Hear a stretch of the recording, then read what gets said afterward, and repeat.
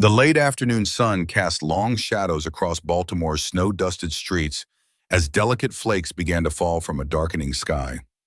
Thomas Parker stood tall and imposing outside Garrison's luxury toys, his Armani coat providing perfect insulation against the December chill. The Patek Philippe on his wrist, a 40th birthday gift to himself, gleamed under the store's festive lights.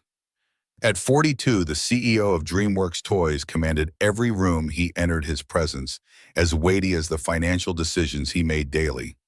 Yet his blue eyes carried a weariness that even his executive authority couldn't mask. "Daddy, can we go now? None of these dolls are special."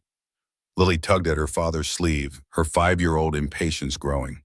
She stood beside him in a pink cashmere coat that probably cost more than most people's monthly rent, her chestnut hair arranged in perfect ringlets beneath a white knitted hat. Thomas glanced down at his daughter, noting the practiced pout that typically resulted in her getting whatever she wanted. The private shopper inside had presented dozens of exclusive toys, each more expensive than the last. Lily had rejected them all with the casual indifference of a child who had never been denied anything. What was the point of his success if he couldn't even find something to make his daughter smile? "Richard will bring the car around soon. Is there nothing you liked?" Thomas knelt to Lily's level, something his executive coach had suggested he do more often. "Eye contact builds connection," she had said during their last session, after he'd confessed that sometimes he felt like a stranger to his own child. Lily shook her head, kicking at a small mound of snow with her Italian leather boots. "They're all the same as what I already have. Madison says I have everything anyway." The resignation in her voice struck Thomas hard. His daughter had everything money could buy, yet the hollowness he felt daily seemed to have infected her too. Thomas spotted his driver, pulling up to the curb in the black Bentley. 3 years after Kate's death, he still maintained a rigorous schedule that left little room for deviation. Board meetings, quarterly reviews, product launches, all perfectly organized by his assistant George. Raising Lily had been similarly systematized. The best nannies, the most exclusive kindergarten, carefully vetted playdates with children of other executives. A life of privilege carefully constructed to shield her from the pain of loss. The wind picked up, carrying snowflakes that danced around them like tiny specters. It was in this crystalline moment that Thomas's attention caught on a scene unfolding across the street. A young woman knelt on the slushy sidewalk, her thin jacket hardly adequate for the weather, arms wrapped around a small girl who was visibly upset. The contrast was stark, his daughter surrounded by luxury yet discontented, while another child cried for something she clearly couldn't have. "Why is that girl crying, Daddy?" Lily had followed his gaze, her previous boredom suddenly forgotten. Before Thomas could redirect her attention, a gust of wind carried the other child's words to them. "I'm sorry for making you sad, Mommy. I know we don't have money." The raw anguish in the little voice cut through the busy street noise, finding its mark in Thomas's chest. Something about that simple, devastating apology cracked through his carefully maintained composure. "Richard can wait another moment." Thomas found himself saying, surprised by his own hesitation to follow the usual schedule. His eyes remained fixed on the mother and daughter. The woman had long brown hair pulled back in a practical ponytail, her clothes well worn but clean. Everything about her spoke of careful budgeting and making do. The store window behind them displayed rows of Barbie dolls in their perfect pink boxes, each one representing a wish beyond reach. "Can we go talk to them?" Lily asked, her eyes wide with curiosity rather than judgment. She looked sad. Thomas should have said no. His day was planned to the minute with an investor call in 45 minutes. Getting involved in strangers' problems wasn't on the agenda. Yet something about that child's apology for wanting something as simple as a doll resonated with a buried part of himself. He thought of Kate's collection gathering dust in a temperature-controlled room of their mansion. Hundreds of Barbie dolls his wife had cherished since childhood, dolls she had planned to share with Lily when she was old enough to appreciate them. "Yes," he heard himself say, "we can talk to them." Thomas took Lily's hand and carefully navigated across the slushy street. As they approached, the woman quickly wiped tears from her eyes and stood positioning herself slightly in front of her daughter in an instinctively protective gesture. Her wariness was immediate and unmistakable. "Hello," Thomas began, immediately conscious of how his 6'2" frame and expensive attire must appear. "I'm sorry to intrude, but my daughter—" "I'm Lily." His daughter interrupted, stepping forward with the social confidence of a child who had never been given reason to doubt her welcome. Why are you crying? Is it because of the trolls? I have lots of dolls. The other little girl peeked out from behind her mother, tears still streaming down her reddened cheeks. She had warm brown eyes and wore a blue coat that had clearly been passed down its sleeves slightly too short for her arms. Olivia, honey, it's time for us to go. The woman gently pulled her daughter closer, her voice kind but firm. She glanced up at Thomas with polite but unmistakable dismissal. Thank you for your concern, but we're fine. Up close, Thomas could see she was younger than he'd initially thought, perhaps early 30s. There was a quiet dignity in her posture, despite the embarrassment of being approached during a vulnerable moment. Something about her reminded him of Kate, not in appearance, but in that same born of inner strength. I heard your daughter mention a Talbaum, Thomas said, wishing he had George's diplomatic finesse for once. I'm Thomas Parker. I actually work at DreamWorks Toys, and you're the boss man who makes the dolls. Olivia's small voice interrupted her curiosity, momentarily overcoming her sadness. A flash of recognition crossed the woman's face. Mr. Parker. Yes, I recognize you from the business journals now. Her posture changed subtly, becoming more professional, though no less guarded. I'm Jennifer Hayes. This is my daughter, Olivia. And truly, we're fine. Just having a moment. You can call him Thomas. Everybody does, except when he's in trouble with the board. Lily supplied helpfully, causing a startled laugh to escape Jennifer's lips before she could suppress it. Thomas felt an unexpected flush warm his cheeks. 3 years of boardroom authority, and he was flustered by a chance encounter on a snowy sidewalk. My daughter is quite the commentator. Look, I couldn't help overhearing that Olivia would like a doll. I'd be happy to. No, Jennifer's response was immediate, her spine straightening. Thank you, but no. We don't accept gifts from strangers, no matter how well-intentioned. She knelt beside Olivia, smoothing her daughter's hair. Remember what we talked about, Sweet Pea? Some things we save up for, and that makes them special when we finally get them. Olivia nodded bravely, though her eyes still drifted longingly to the store window. For my birthday in May. Thomas felt a flash of admiration mixed with frustration. Most people would have jumped at an offer from someone in his position. Her refusal spoke of pride, perhaps, but also of principles she was actively teaching her daughter. It made his own parenting suddenly feel hollow. What values was he instilling in Lily beyond the ease of acquisition? Daddy has lots and lots of dolls at home, Lily announced suddenly. They were Mommy's before she went to heaven. They just sit in a room all day with nobody to play with them. Jennifer's expression softened at Lily's words, a flash of sympathy crossing her features. Thomas felt the familiar constriction in his chest that always came with any mention of Kate. 3 years and it still felt like yesterday, the rainy night, the call, the world shattering in an instant. My wife collected Barbie dolls since she was a child, Thomas explained quietly. Some quite valuable now. She always said they were meant to be played with someday, not just displayed. He paused, surprised by his own willingness to share something so personal with a stranger. I didn't come over to impose, Miss Hayes, but my daughter is right. Kate would have hated knowing her collection was gathering dust. If Olivia would like one, it wouldn't be charity. It would be fulfilling my wife's wish. For a moment, Jennifer seemed to waver, glancing between her hopeful daughter and Thomas's sincere expression. But then she shook her head firmly. I appreciate the sentiment, Mr. Parker. I truly do. But I can't accept that. We'll manage our own way. She squeezed Olivia's hand. It's getting late, and the bus will be here soon. We should go. But Mommy Olivia began. We need to catch our bus, sweetie. Jennifer's tone was gentle, but left no room for argument. She looked up at Thomas with a polite smile that didn't quite reach her eyes. Thank you for the offer. It was kind.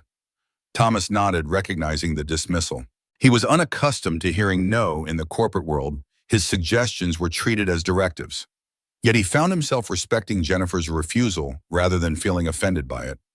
As they turned to leave, Lily suddenly darted forward, unclasping the silver Hello Kitty bracelet from her wrist. Here, she said, holding it out to Olivia. You can have this instead of a doll. Daddy says sharing is important. Jennifer opened her mouth clearly, about to refuse this gift too, but something in Lily's earnest expression made her hesitate. Thomas was as surprised as Jennifer by his daughter's gesture. The bracelet had been a gift from her grandmother last Christmas, and Lily had treasured it. That's very sweet, Jennifer finally said, looking to Thomas for guidance. Thomas nodded unexpectedly, moved by his daughter's spontaneous generosity. If Olivia would like it, it's fine. Olivia looked up at her mother with pleading eyes. After a moment's consideration, Jennifer sighed. What do we say when someone gives us something nice, Olivia? Thank you, Olivia whispered, accepting the bracelet with reverent hands. It's the prettiest thing ever. We'll take good care of it, Jennifer promised, a genuine smile finally softening her features, and perhaps return it someday. No need, Thomas said. It's a gift. As Jennifer and Olivia walked away toward the bus stop, Thomas felt a strange reluctance to end the encounter. There had been something refreshing about the interaction, no corporate agendas, no one seeking his influence or approval. Just a genuine moment of human connection, something that had become increasingly rare in his carefully controlled world. They were nice, Lily observed as they walked back toward the waiting Bentley. But why can't they buy dolls if they want them? The innocent question hung in the air as Richard opened the car door for them. Thomas helped Lily into her booster seat, considering how to explain economic inequality to a 5-year-old who had never wanted for anything. Not everyone has the same resources, Lilybug, he finally said as he buckled her in. Some people have to be very careful with their money. Like a budget, Lily asked, surprising Thomas with her vocabulary. Ms. Peterson at school talks about budgets. Yes, exactly like that. Thomas settled into the leather seat beside her. Some people have tight budgets. Then we should help them, Lily declared with the simple logic of childhood. You always tell the board that we have resources to allocate strategically. Thomas couldn't help but laugh. You've been listening to my phone calls again, haven't you? He tousled her hair affectionately. It's more complicated than that, sweetheart. Some people don't want help even if they need it. They have pride. What's pride? Lily leaned against his arm, her momentary good deed apparently forgotten as she moved on to the next curiosity. As the Bentley pulled away from the curb, Thomas glanced back through the tinted window. Jennifer and Olivia were still visible at the bus stop, the little girl examining her new bracelet with undisguised joy, while her mother watched with a mixture of tenderness and resignation. Pride is, Thomas searched for words a 5-year-old might understand. It's believing in your own strength. It's wanting to stand on your own feet even when standing is hard. Like when I fell skating but didn't want you to carry me, Lily asked. Thomas smiled, remembering how his headstrong daughter had insisted on getting up herself despite the tears. Exactly like that.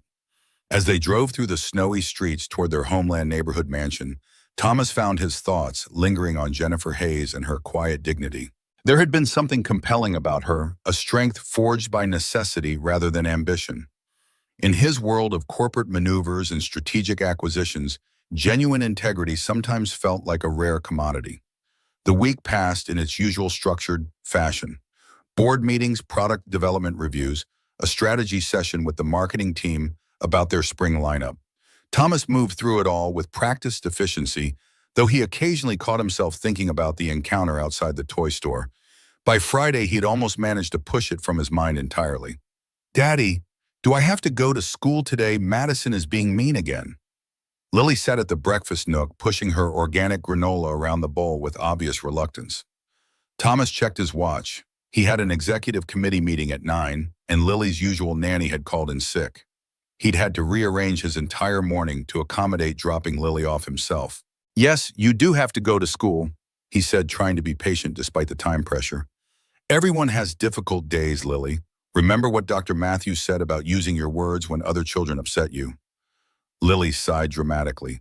Madison doesn't listen to words. She just wants everyone to know her daddy bought her a pony. Thomas suppressed a smile. The politics of kindergarten were apparently not so different from corporate boardrooms. Well, you know what? Sometimes the best response is to be kind anyway, like you were with Olivia the other day. Lily brightened at the memory. Do you think she likes the bracelet? Can we see them again? They're probably busy with their own lives, sweetheart. Thomas glanced at his watch again. Now finish your breakfast so we're not late. 20 minutes later, Thomas guided the Audi, his preferred car for personal driving, into the circular driveway of West Baltimore Elementary. As one of the largest donors to the school's development fund, he'd been instrumental in transforming it from an underfunded public school into a showcase institution with top-tier facilities and innovative programs. It was part of DreamWorks' community investment portfolio, carefully selected by his PR team for maximum favorable press coverage. Despite his financial connection to the school, Thomas rarely set foot inside.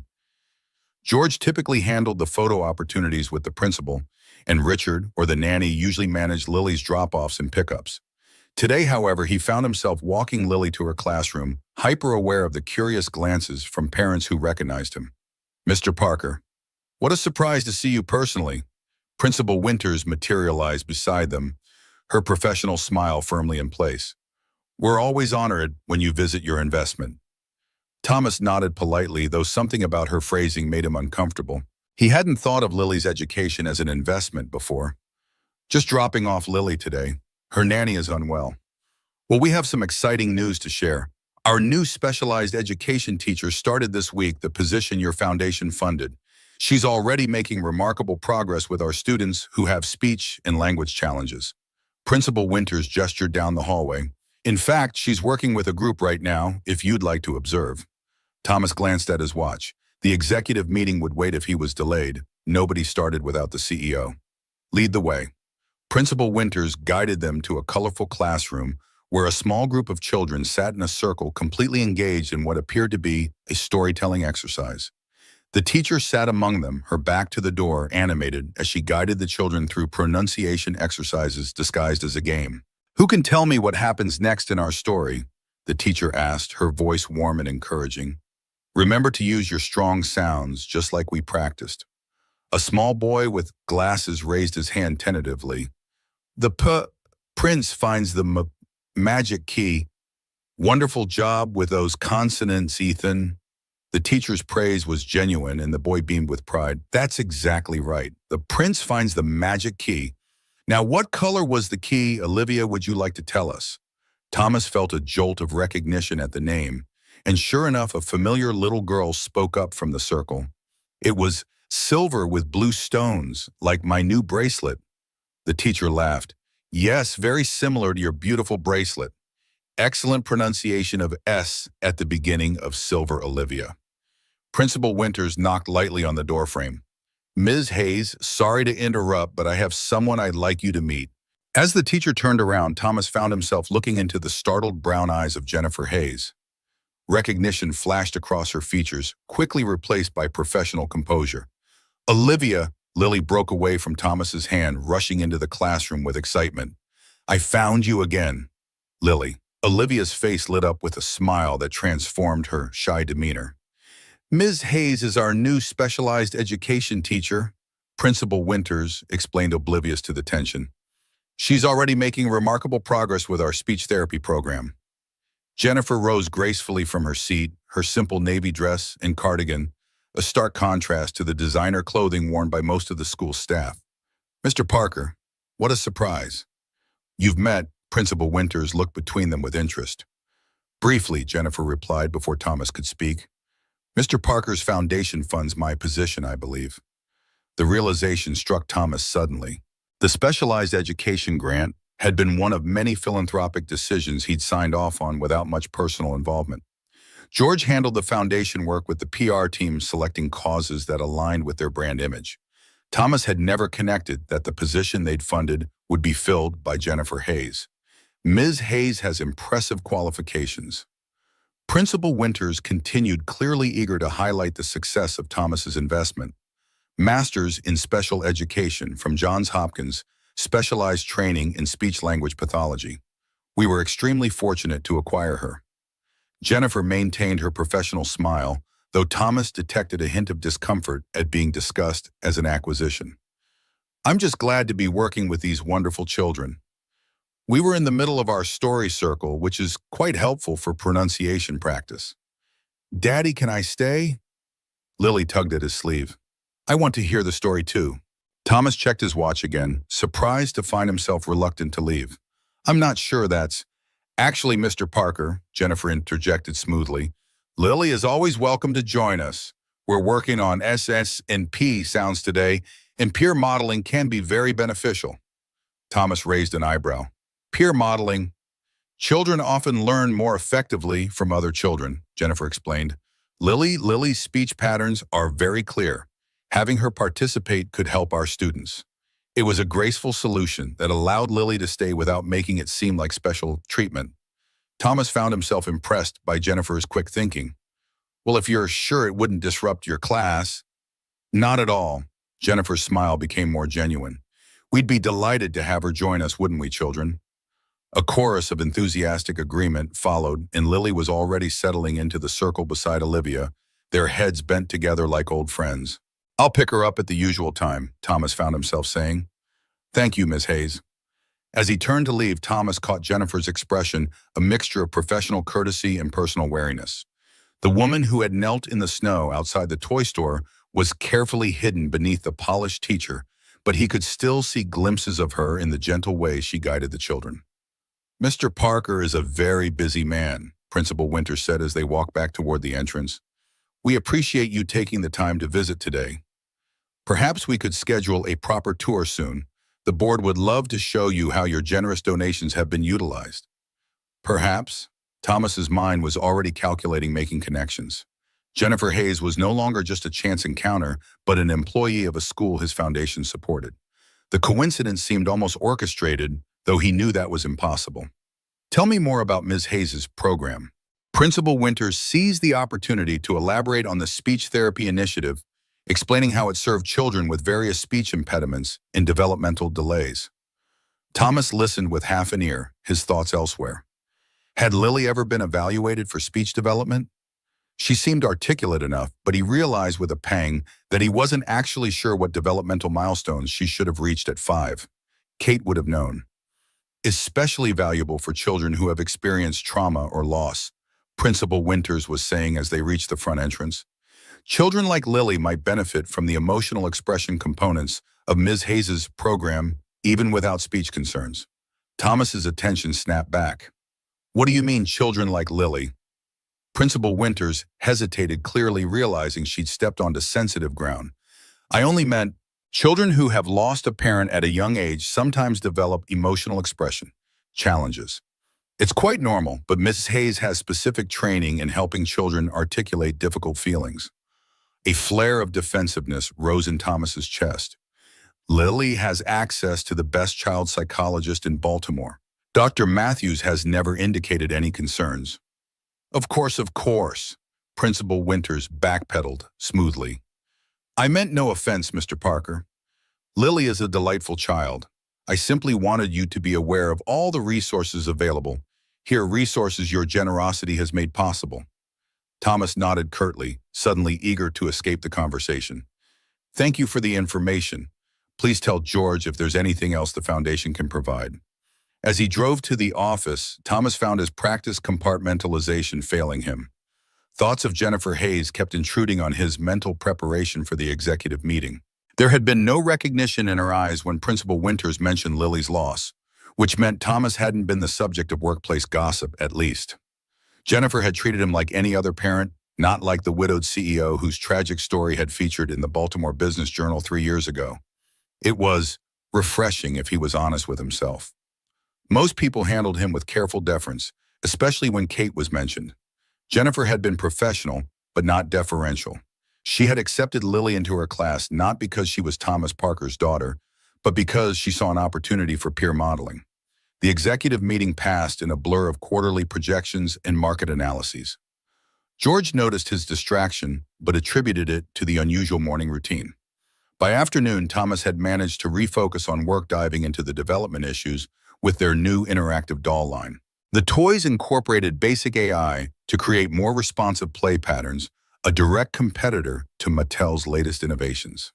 The programming team was running into challenges with the voice recognition software. It wasn't until he was packing up for the day that Thomas remembered he had agreed to pick Lily up himself. Checking his watch, he realized he was already 15 minutes late. He texted Richard to bring the car around and hurried downstairs. West Baltimore Elementary was quiet when he arrived, most of the children already gone.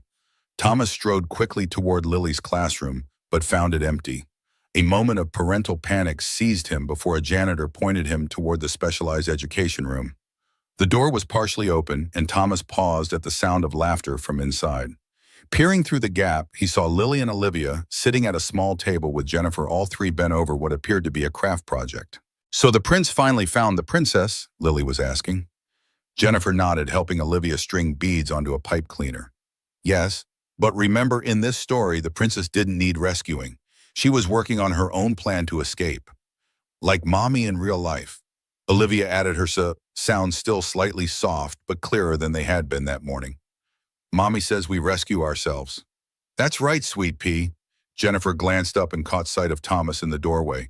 Oh, Mr. Parker, we were just finishing up our story bracelets. Thomas pushed the door open fully. I'm sorry I'm late. The development meeting ran long. No problem at all, Jennifer assured him, though there was a hint of reserve in her voice. Lily has been a wonderful help.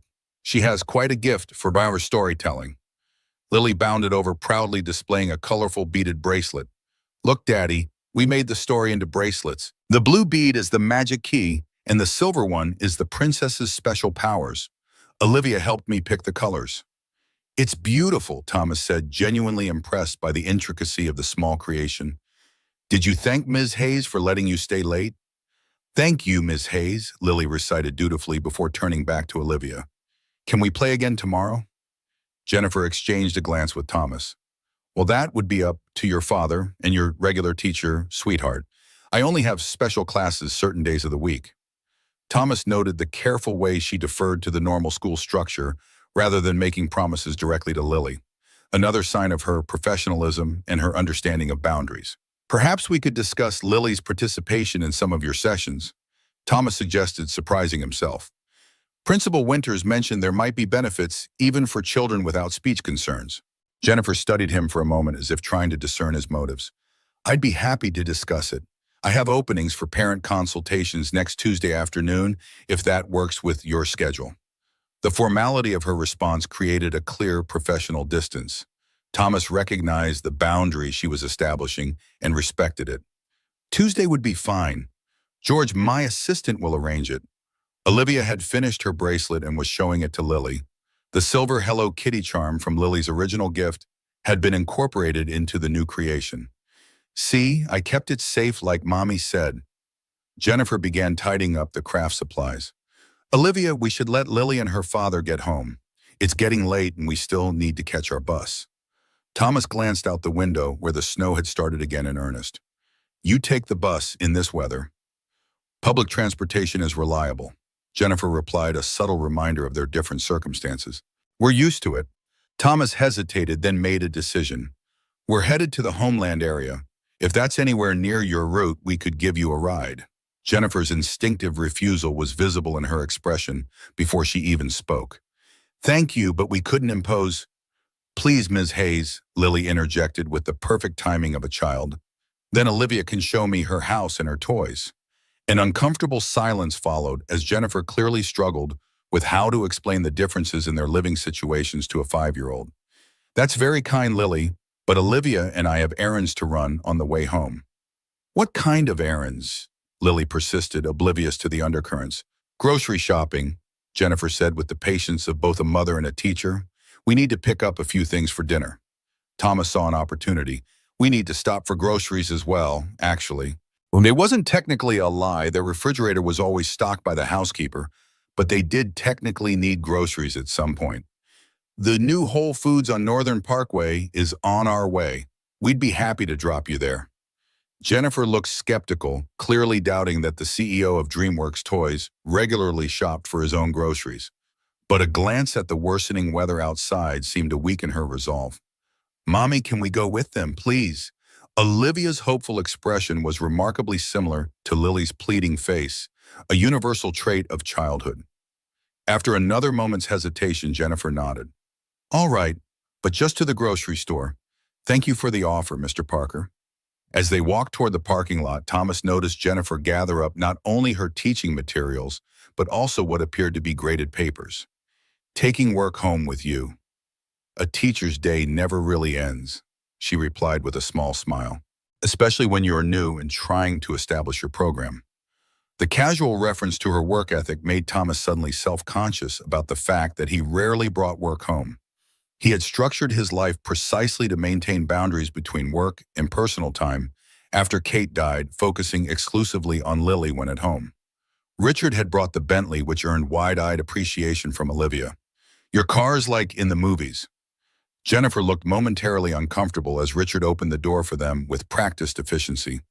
Olivia, remember what we discussed about different families having different resources? Olivia nodded seriously.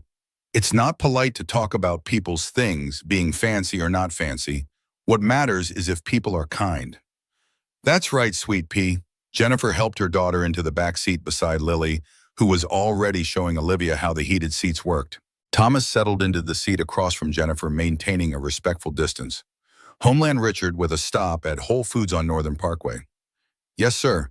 The privacy partitions slid up smoothly, leaving them in quiet luxury. Jennifer glanced around the immaculate interior. This is quite different from the 42 bus. I imagine so. Thomas wasn't sure if her comment was criticism or just observation. I understand now why you were concerned about accepting a ride the other day. I should have been more sensitive to how it might have appeared. Jennifer's expression softened slightly. You were being kind. I apologize if I seemed ungrateful. It's just important to me that Olivia understands the value of independence. A valuable lesson. Thomas watched as Lily showed Olivia how to adjust the reading light above her seat. One I perhaps haven't emphasized enough with Lily. All parents emphasize different values, Jennifer said diplomatically. There's no perfect approach. What happened to Olivia's father, if you don't mind my asking? The question left his mouth before he could consider its propriety, and Thomas immediately regretted it. I apologize, that's far too personal. Please ignore me. Jennifer was quiet for a moment, watching the girls interact. No, it's a fair question, considering I'm teaching your daughter. She took a measured breath. Daniel is a successful investment banker.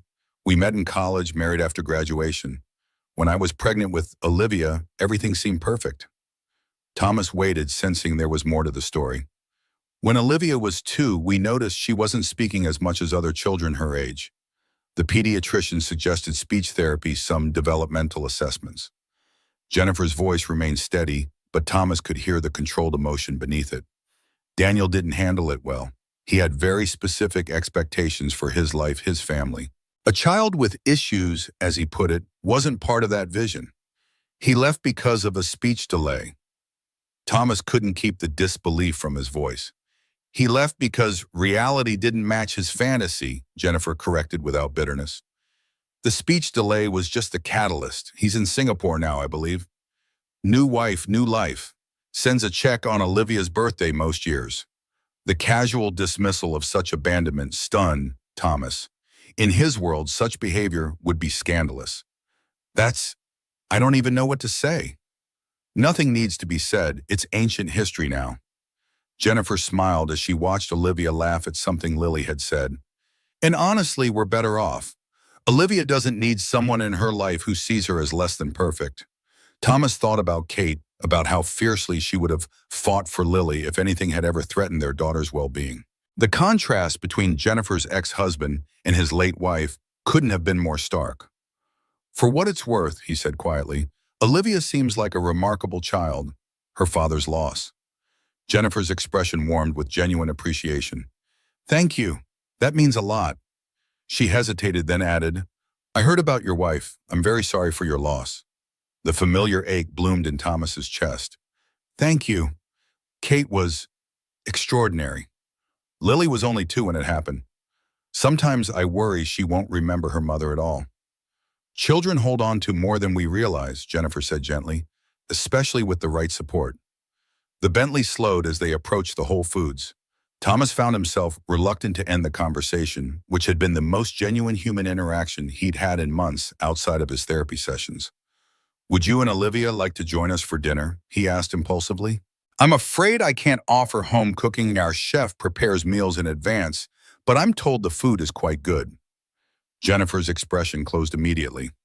That's very kind, but we couldn't. We have our routine and it's a school night. Of course, Thomas accepted the refusal, gracefully understanding the boundary she was maintaining. Another time, perhaps. Perhaps. Jennifer's non-committal response was polite but clear.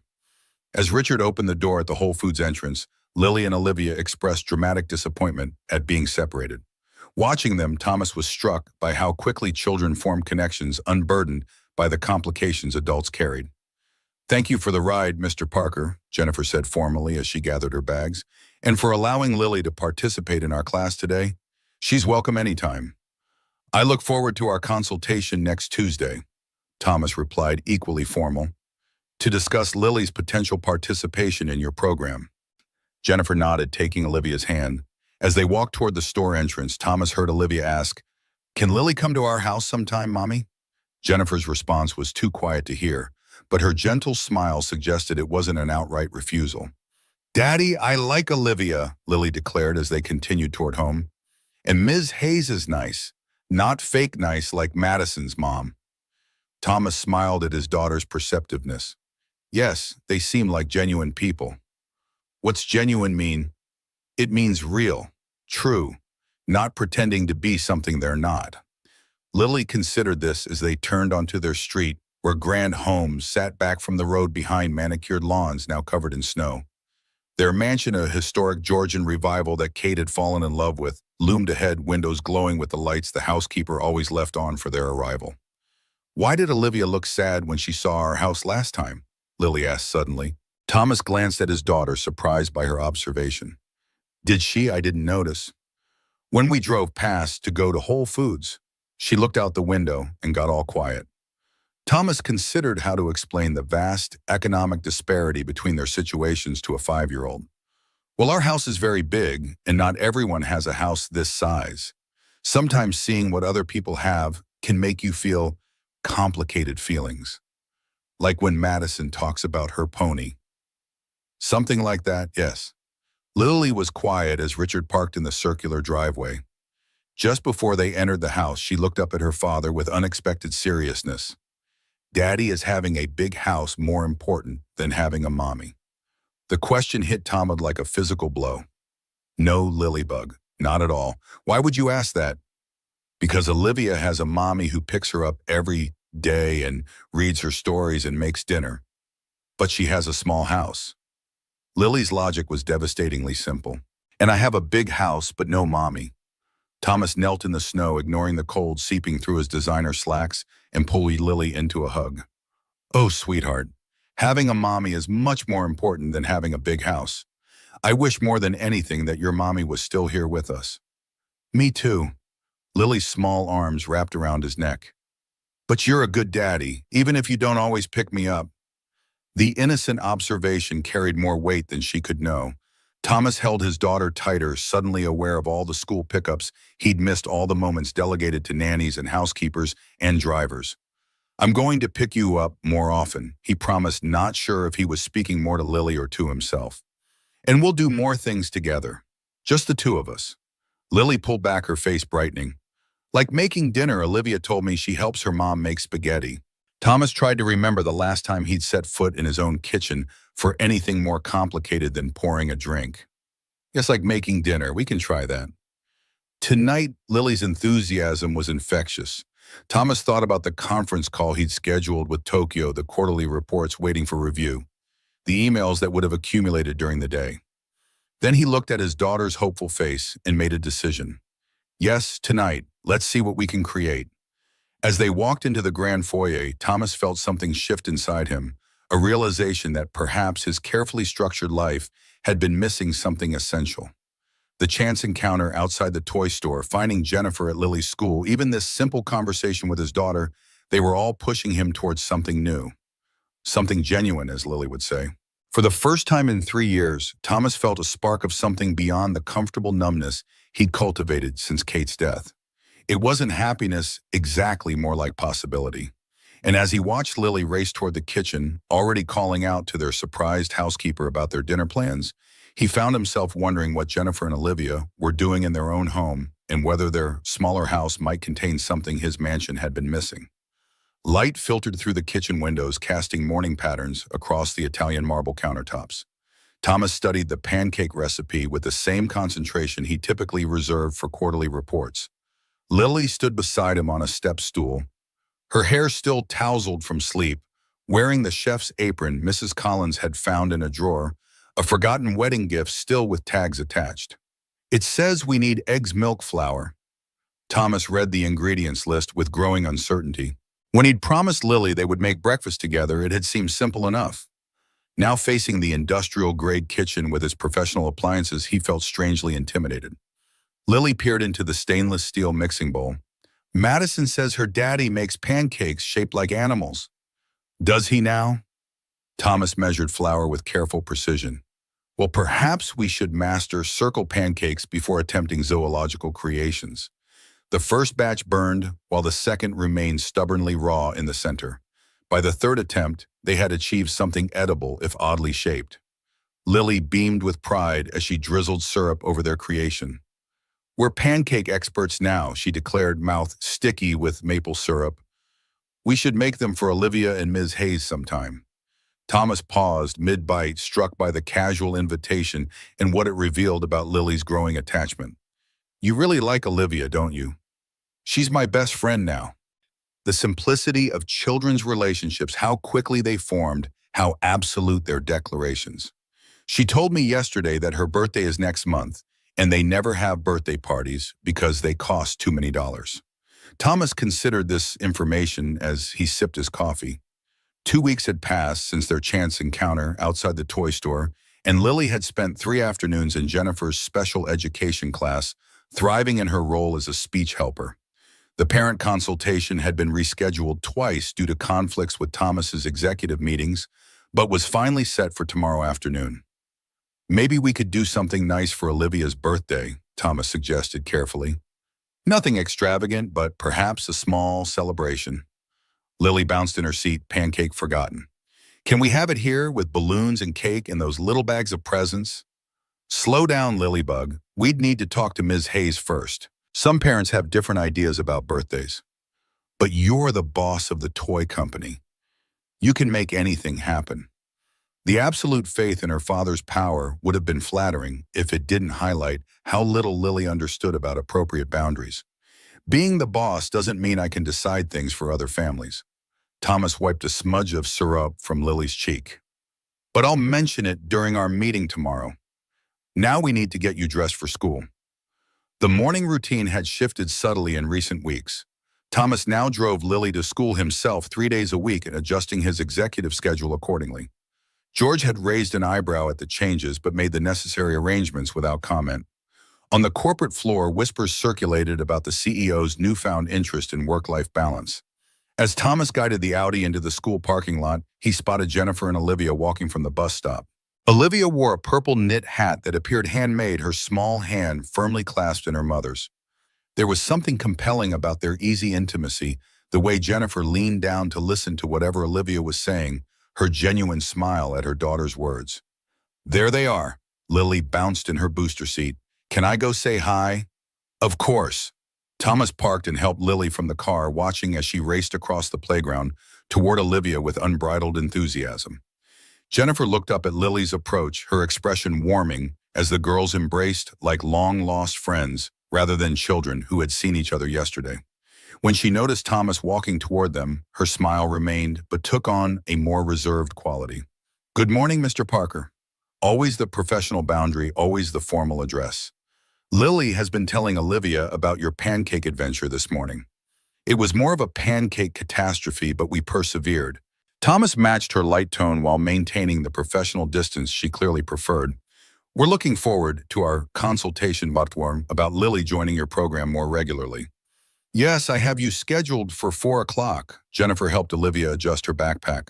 I've been observing Lily during her volunteer sessions. She has a natural gift for encouraging others. Pride warmed Thomas's chest. She gets that from her mother. Kate could make anyone feel like they could accomplish anything. A shadow of something understanding perhaps crossed Jennifer's features. That's a beautiful quality to have inherited. The morning bell rang, sending children scurrying toward the building. Lily and Olivia ran ahead, already deep in conversation about some shared secret. They've become quite close, Thomas observed as they walked toward the entrance. Yes, they have. Jennifer's tone carried a hint of caution. Olivia talks about Lily constantly. It's wonderful to see her with such a good friend, but Jennifer hesitated, choosing her words carefully. Children from different backgrounds sometimes struggle with understanding the limitations of each other's lives, especially at this age. You're worried about Olivia feeling the inequality. Thomas understood immediately. It goes both ways. Lily might not understand why Olivia can't join playdates that involve expensive activities or why she wears the same few outfits each week. Jennifer straightened her sensible blazer, a teacher preparing to start her day. I just believe in managing expectations. Before Thomas could respond, Principal Winters materialized beside them, her perpetual clipboard in hand. Mr. Parker, what a pleasure to see you again so soon. The board was just discussing your foundation's upcoming renewal commitment. The shift from genuine conversation to institutional fundraising was jarring. Thomas maintained his corporate smile while noting Jennifer's subtle withdrawal. I should get to my classroom. The children will be arriving. See you tomorrow, Mr. Parker. Jennifer nodded politely and continued down the hallway. Principal Winters watched her go with an appraising eye. Ms. Hayes has been a remarkable addition to our faculty. The speech therapy program has shown measurable improvements already. Your foundation made an excellent investment. There it was again, that word, investment, as if education were merely a financial transaction, children the appreciating assets. I'm pleased to hear it.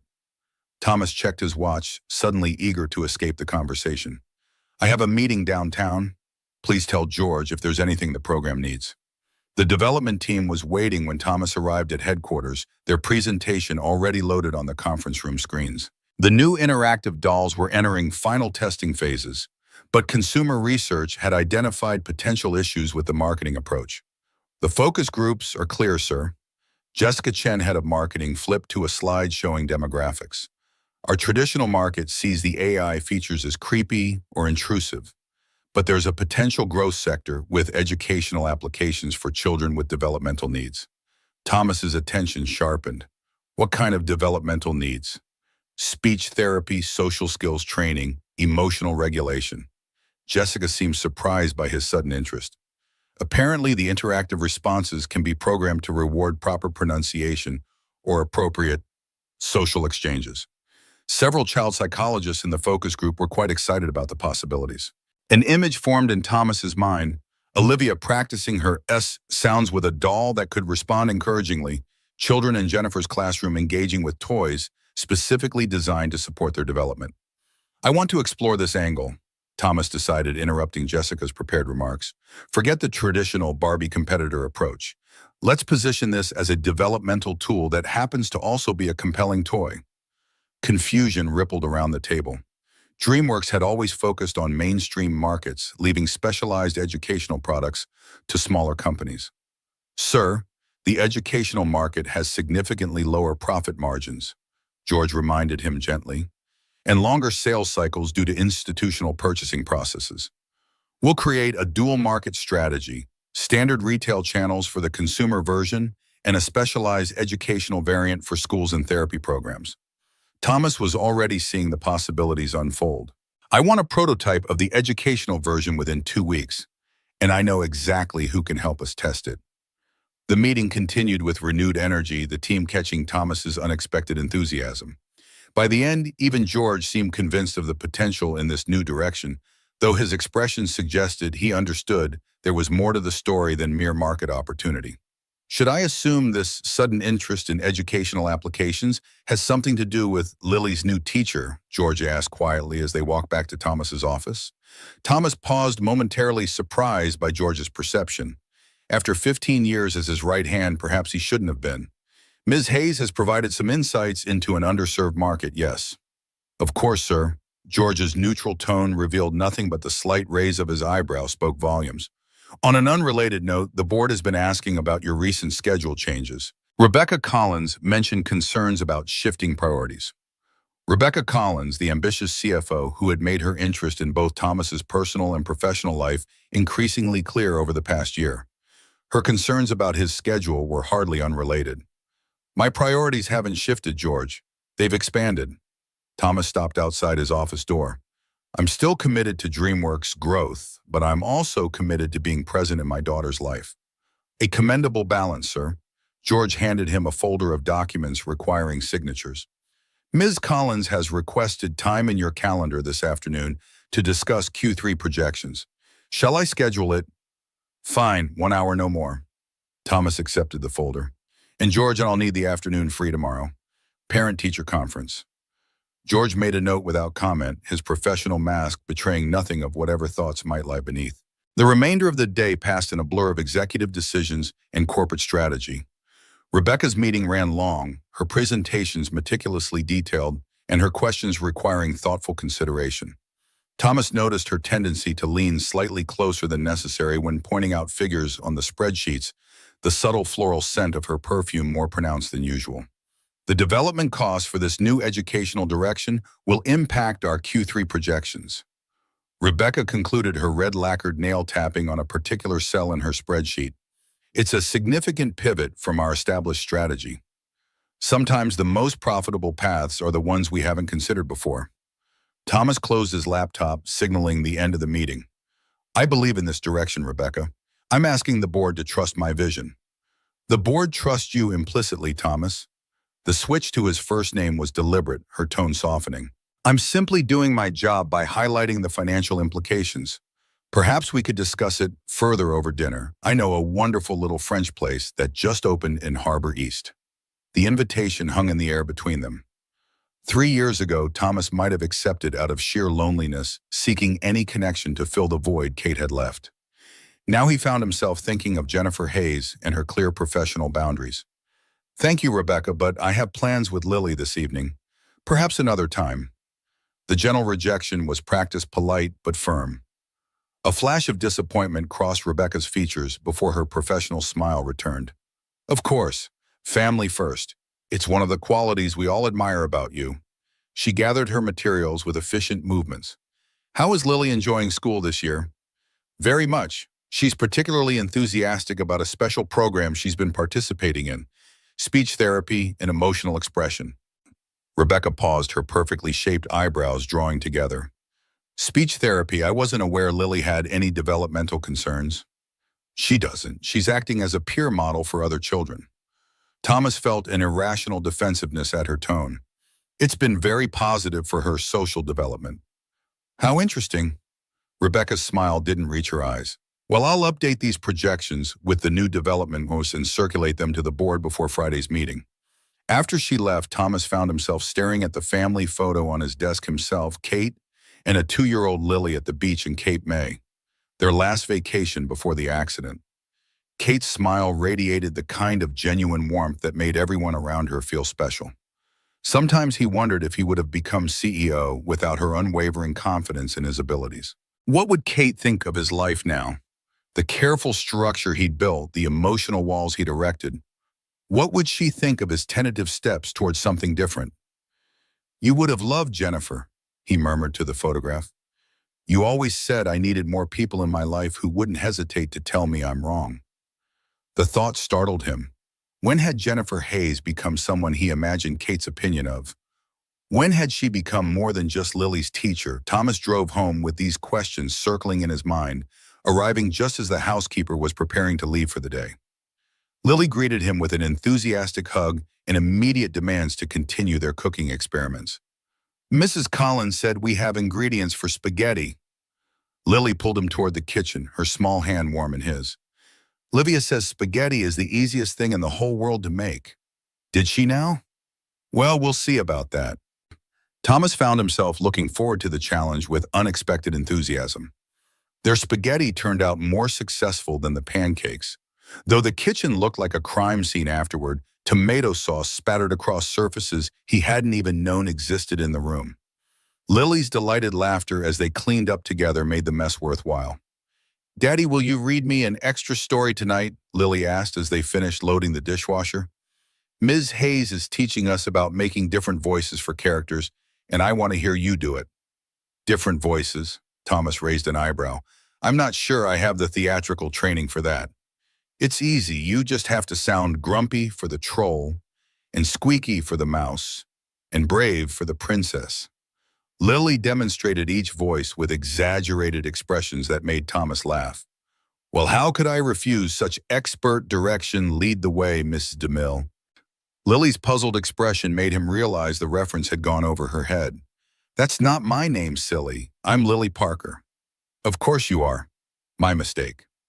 Thomas followed her upstairs, making a mental note to expose his daughter to some classic cinema when she was older. After 3 bedtime stories, each with increasingly ridiculous character voices that left Lily in fits of giggles, Thomas found himself sitting in his home office with a glass of whiskey, reviewing the notes for tomorrow's parent-teacher conference. He had asked George to prepare a brief on Jennifer Hayes's program standard procedure for any business meeting, though this was hardly that. The brief was comprehensive, as George's work always was. Jennifer's academic credentials were impressive: undergraduate degree in early childhood education from University of Maryland, master's in special education from Johns Hopkins, specialized certification in speech-language pathology. Prior to West Baltimore Elementary, she had worked at a private school in Boston, and before that a children's hospital in New York. Her teaching evaluations were consistently excellent, with particular praise for her ability to connect with both children and parents. What the brief didn't contain, what no amount of research could capture, was the genuine warmth Thomas had observed in her interactions with children, or the quiet dignity with which she navigated her circumstances. The way her eyes crinkled slightly at the corners when she smiled. The gentle but firm manner in which she maintained appropriate boundaries. Thomas closed the folder, feeling strangely like he was invading her privacy. Tomorrow's meeting would be about Lily's participation in the program, nothing more. He needed to remember that. Morning brought a flurry of emails about the Educational Doll Initiative, which the development team had enthusiastically named Project Voice. Initial sketches showed dolls with diverse appearances and adaptive features, some with hearing aids, others with mobility devices. The marketing department was already exploring partnerships with speech therapy associations and child development organizations. Thomas forwarded several of the concept designs to his personal email, thinking they might be relevant to his discussion with Jennifer. As he did, an email notification from Principal Winters appeared in his inbox. "Mr. Parker, I've just learned of your scheduled meeting with Mrs. Hayes regarding Lily's participation in the speech therapy program.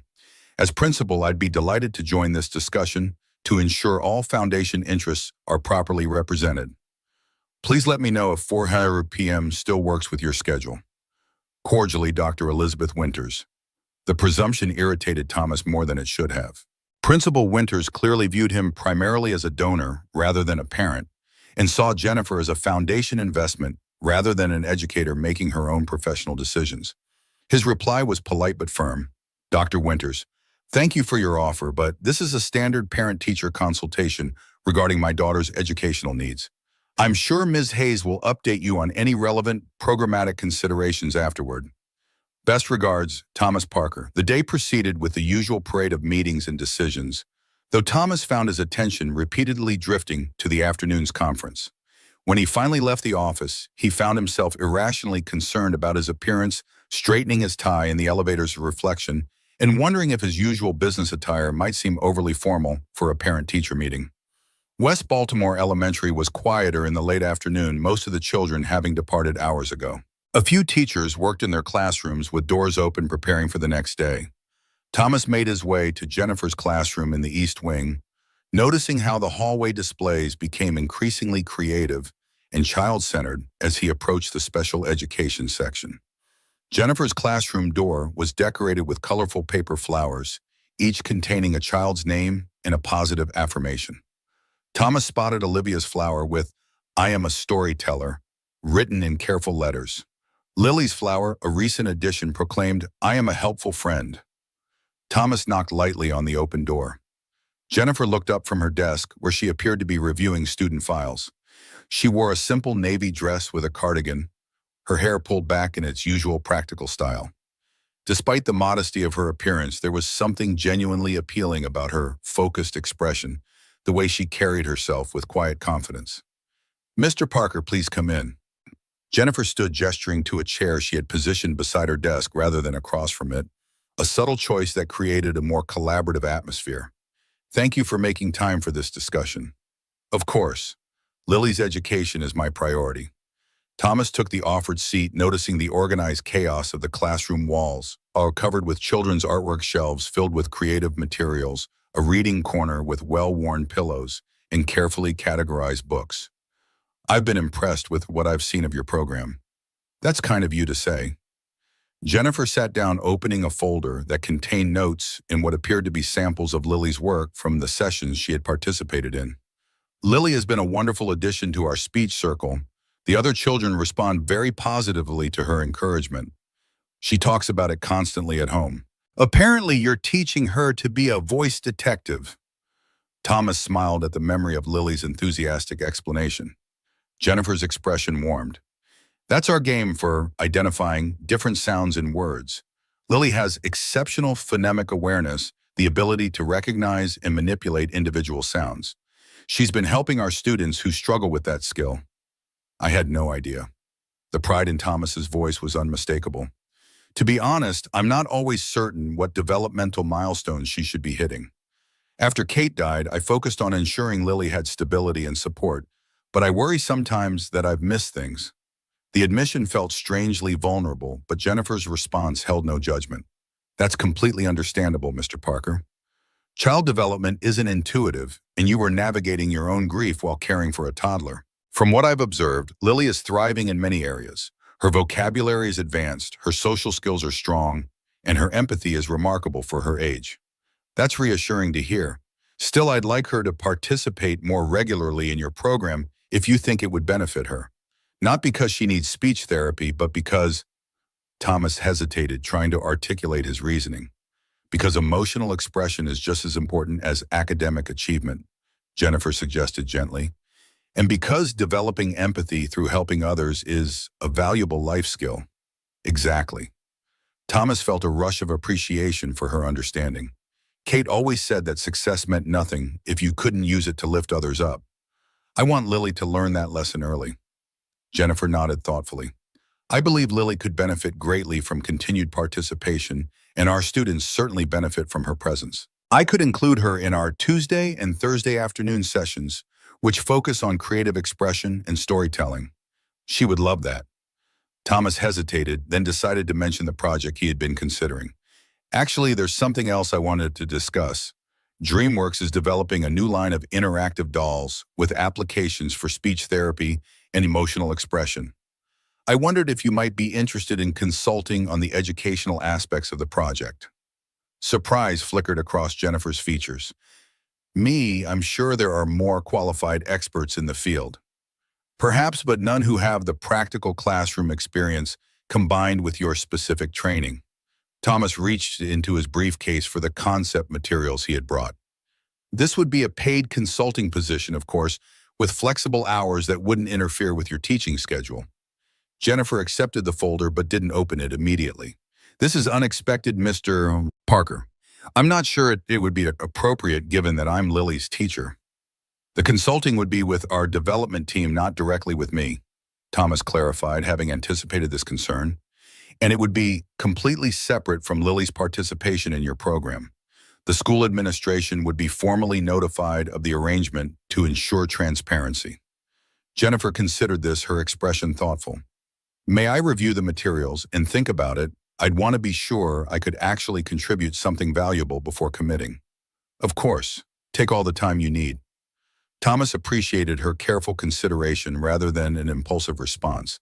There's one other matter I wanted to discuss if you don't mind. It's about Olivia's birthday next month. Jennifer's expression shifted subtly. Lily mentioned it to you. She did. She's quite excited about the prospect of celebrating with her new friend. Thomas chose his words carefully. I understand you might have concerns about the girl's different circumstances, but I'd like to host a small birthday gathering at our home. Nothing extravagant, just a few children, cake, and some games. Jennifer was quiet for a moment, her fingers absently tracing the edge of the folder he had given her. That's very generous, but I wouldn't want Olivia to develop expectations that I can't fulfill for future birthdays. I understand completely. Thomas leaned forward slightly. What if we presented it as a joint play date with a birthday element? Lily could help create the invitations, making it clear it's from both of them. You've given this some thought. Jennifer's tone held a note of surprise. Lily has been very persuasive on the subject. Thomas smiled ruefully. She suggested everything from pony rides to hiring the Baltimore Symphony Orchestra for a private concert. A laugh escaped Jennifer, genuine and warm. That sounds like something Olivia would imagine too. She once asked if we could have her birthday party on the moon. The shared moment of parental amusement bridged something between them. Jennifer's professional reserve softened slightly. A small gathering would be nice for Olivia. She hasn't had many opportunities for traditional birthday celebrations. Jennifer's admission carried a hint of the sacrifices single parenthood had required. But I'd want to contribute. Perhaps I could make the cake. I'm actually quite good at baking. Deal. Thomas felt unreasonably pleased by this small victory. Lily will be thrilled. Should we aim for a weekend afternoon? Perhaps the Saturday after next. As they discussed the logistics of the birthday gathering, Thomas noticed Jennifer gradually becoming more comfortable, her initial wariness giving way to practical planning and even occasional humor. They were just finalizing the guest list, a modest 5 children, including Lily and Olivia, when a knock at the classroom door interrupted them. Principal Winters stood in the doorway, her smile fixed and her clipboard at the ready. I hope I'm not interrupting. I just wanted to check in on your consultation. The intrusion immediately restored Jennifer's professional demeanor. We were just finishing up, Principal Winters. Mr. Parker and I have discussed Lily's continued participation in our program. Excellent, excellent. Principal Winters entered the room uninvited, her attention focused on Thomas. I wanted to mention that the board is preparing our annual funding request for your foundation. We're hoping to expand Ms. Hayes' program next year, perhaps even adding another specialist to the team. The transparent fundraising attempt was as unwelcome as it was inappropriate during what should have been a private parent-teacher conference. Thomas maintained his corporate smile while noting Jennifer's discomfort at being discussed as if she weren't present. Any funding request should go through the foundation's formal application process, Dr. Winters. George can provide you with the updated guidelines. Thomas stood, effectively ending the conversation. Thank you for your time, Ms. Hayes. This has been extremely helpful. Jennifer rose as well, her professional mask firmly back in place. Of course, Mr. Parker. I'll email you the schedule for Lily's participation and we can correspond about the playdate details. Principal Winters glanced between them, clearly sensing she had missed something. Playdate? How lovely that Lily is making friends through the program. That's exactly the kind of inclusion success story our donors appreciate hearing. Thomas resisted the urge to correct her characterization of his daughter as an inclusion success story rather than a child forming a genuine friendship. Indeed. Now, if you'll excuse me, I need to pick up Lily from her after-school program. As he left the classroom, Thomas heard Principal Winters immediately launch into a discussion about the upcoming donor appreciation event, her voice carrying that particular tone administrators used when speaking about money while pretending to be discussing education. The after-school program was housed in the gymnasium, where a dozen children were engaged in various activities under the supervision of 2 young teachers. Thomas spotted Lily immediately sitting at a small table with Olivia, both girls bent over what appeared to be a craft project. Daddy, Lily looked up with delight, waving him over.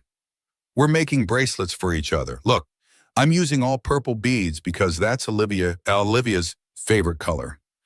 And I'm using blue ones for Lily, Olivia added shyly, clearly still somewhat awed by her friend's imposing father. Thomas knelt beside their table, genuinely interested in their creations. These are beautiful, very professional craftsmanship, Olivia giggled at his serious assessment. Ms. Bridget taught us how to make the claspy things stay on. Clasps, Lily corrected automatically, then caught herself. Sorry, I'm not supposed to interrupt when people are talking. Ms. Hayes says it's important to let people finish their thoughts. Thomas raised an eyebrow, amused by his daughter's self-correction. That's very good advice. Speaking of Miss Hayes, is she picking you up soon, Olivia? She always comes at 5 o'clock when aftercare ends, Olivia explained, carefully threading another bead onto her string. She has teacher meetings on Tuesdays. Thomas checked his watch, only 4:30. Well, Lily and I are in no rush. We can stay until you're both finished with your projects. The girls worked contentedly side by side, chattering about school and friends and favorite animals. Thomas observed their interaction with interest, noting how naturally Lily adapted her vocabulary when Olivia struggled with a particular sound and how Olivia's creativity influenced Lily's normally meticulous approach to projects. They balanced each other in a way that seemed to strengthen both. At 5 minutes to 5, Jennifer appeared in the gymnasium doorway, slightly breathless, as if she had hurried from her meeting. She spotted Olivia and Lily at their table, then noticed Thomas sitting with them. Something in her expression shifted surprise, certainly, but also a momentary unguarded pleasure before her usual composed smile returned. "Hello, you two master jewelers," Jennifer greeted the girls as she approached. "Those bracelets look amazing." "Mr. Parker stayed to watch us finish them," Olivia informed her mother proudly. "He says we have professional craftsmanships." "Craftsmanship," Jennifer corrected gently with an appreciative glance at Thomas. "That was kind of you to stay, Mr. Parker. Olivia enjoys having an audience for her creative endeavors." "It was my pleasure. They're quite the artistic team." Thomas stood suddenly aware of how their casual interaction might appear to others. Several of the aftercare teachers were watching with undisguised curiosity the wealthy CEO and the new teacher, an unexpected pairing in any context. Jennifer seemed to register the attention as well, her posture straightening slightly. "We should be going, Olivia. The bus will be here soon." "Actually," Thomas found himself saying, "I was thinking of taking Lily for ice cream to celebrate her joining Ms. Hayes' program officially. Perhaps you and Olivia would like to join us, if you don't have other plans, of course." The invitation clearly caught Jennifer off guard. She hesitated, glancing at Olivia's hopeful expression. "Ice cream?" Olivia bounced in her seat, her project momentarily forgotten.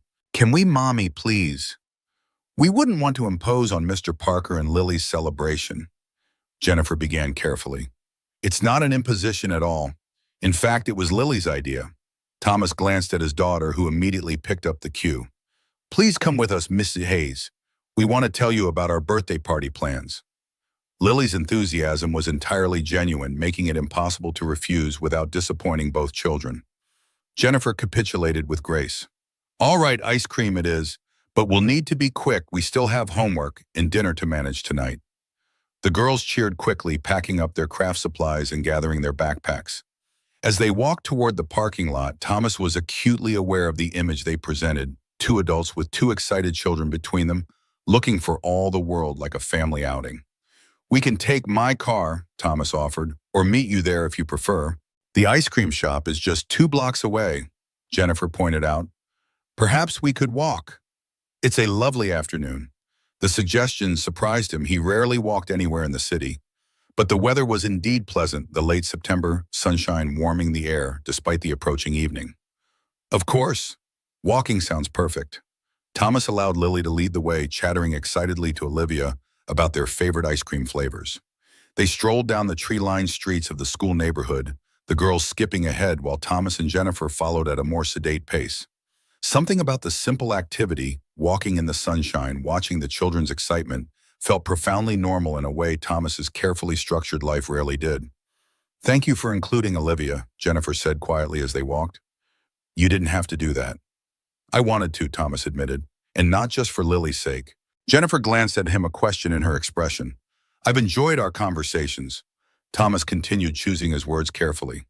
"It's refreshing to speak with someone who sees me as a parent first, rather than a CEO or a potential donor. I imagine that's rare in your position." Jennifer's observation held no judgment, just understanding. "Rarer than I'd like to admit." Thomas watched as Lily demonstrated a cartwheel for Olivia's admiring audience. "After Kate died, I threw myself into work. It was easier than facing the emptiness at home. By the time I emerged from that fog, I realized most of my social connections were business-related, people who wanted something from me." "That sounds isolating," Jennifer said softly. "It was a cocoon of my own making." Thomas hadn't meant to reveal so much, but something about their easy pace and the afternoon light made honesty feel natural. "I convinced myself it was better that way, safer for me, safer for Lily." And now, Jennifer's question was gentle but direct. Thomas considered his answer carefully. "Now I'm beginning to wonder if safety is worth the cost." The ice cream shop appeared ahead, a cheerful storefront with bright awnings and a line of customers spilling onto the sidewalk. The girls had already joined the queue, pointing excitedly at the flavor list posted in the window. "For what it's worth," Jennifer said as they approached, "I think Kate would be proud of you for asking that question." The simple statement caught Thomas off guard. Most people avoided mentioning Kate, uncertain how to navigate the territory of his grief.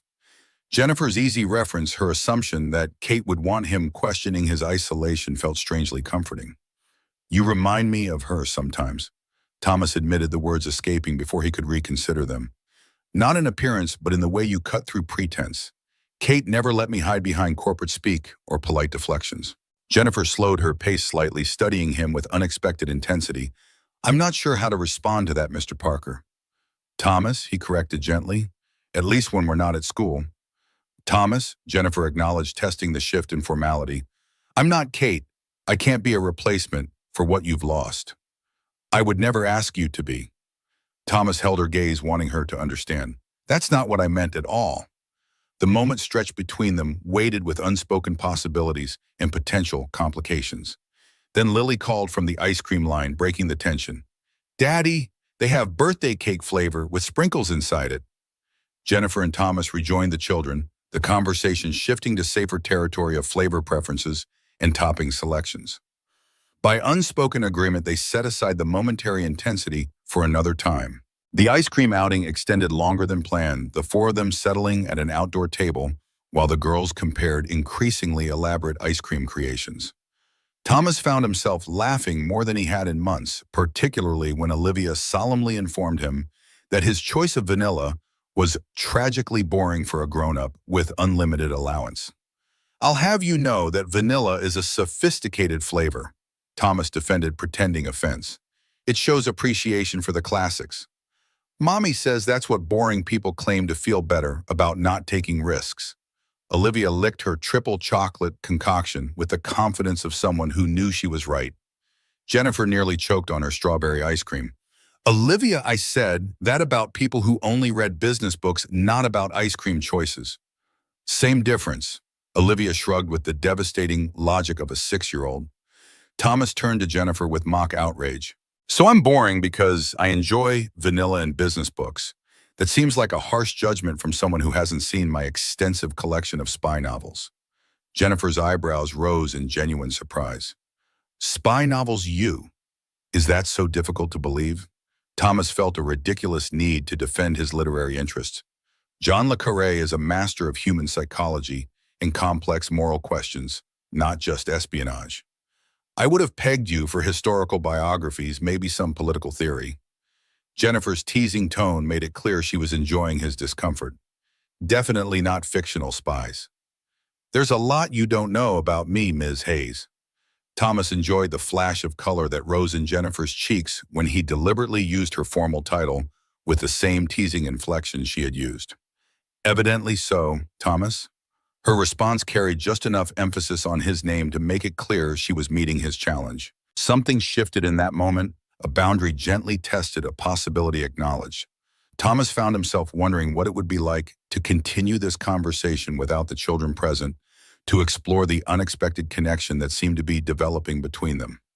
The thought was interrupted by the alarm on Jennifer's phone. Oh, it's getting late. We need to catch the 6 o'clock bus, or we'll have to wait another 40 minutes. Reality intruded abruptly, the bus schedule, homework, dinner preparations.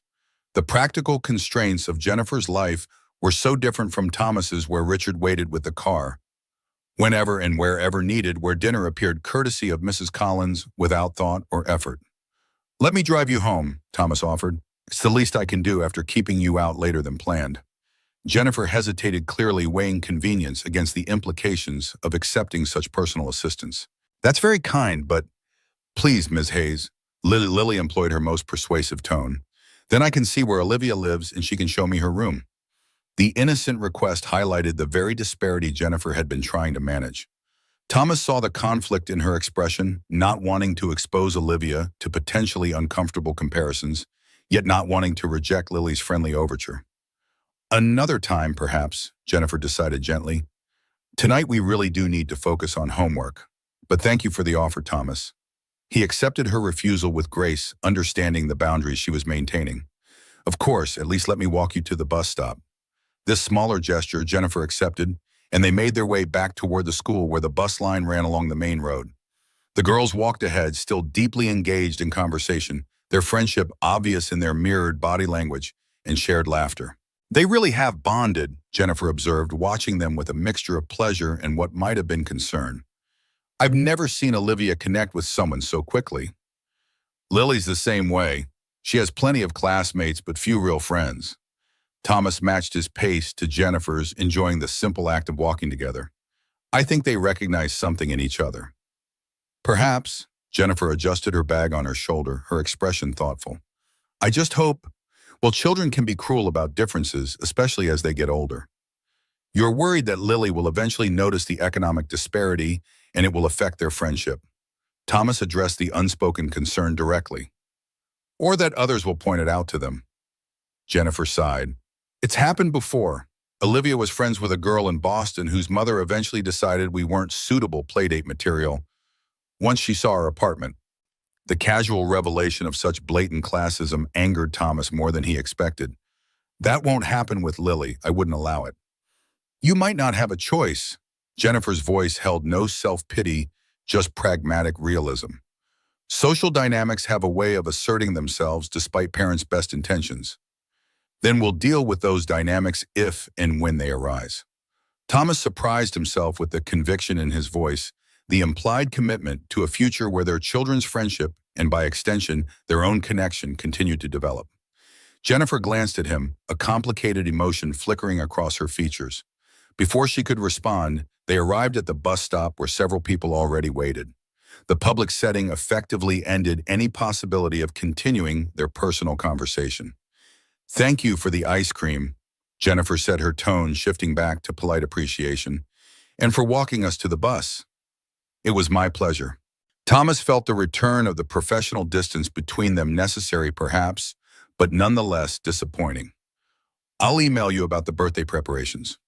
I'll look forward to it. Jennifer called to Olivia, who was completing an elaborate handshake ritual with Lily that seemed to involve multiple steps and sound effects. The bus will be here any minute, sweetheart. Time to say goodbye. The girls' farewell was dramatic, as if they were parting for months rather than until school tomorrow. Thomas found himself smiling at their theatrical embraces and promises to save seats for each other at lunch. As the bus approached, Jennifer turned to Thomas with an unexpected smile. For the record, vanilla is my second favorite flavor. Sometimes the classics are classics for a reason. The small personal admission offered like a private joke between them warmed Thomas unexpectedly. I'm glad someone appreciates the sophisticated choice. Jennifer laughed, the sound bright and genuine. Good night, Thomas. Thank you for today. As the bus pulled away, Thomas and Lily remained at the stop, watching until it turned the corner and disappeared from view. Lily slipped her hand into his, leaning against his side with comfortable affection. I like Ms. Hayes, Lily declared, her tone suggesting this was an important conclusion she had reached after careful consideration. She makes you smile the way Mommy did in the pictures. The innocent observation struck Thomas with unexpected force. Had his isolation been so complete that even his 5-year-old daughter had noticed the difference in him these past weeks? Does she? Thomas managed his throat suddenly tight. Lily nodded with absolute certainty. Mm-hmm. And you laugh at her jokes even when they're not that funny, just like in the video of you and Mommy dancing at Christmas. Thomas remembered the video Lily referenced Kate telling a terrible pun about mistletoe that had made him laugh. Despite himself, her delight at his reaction captured forever in pixels in memory.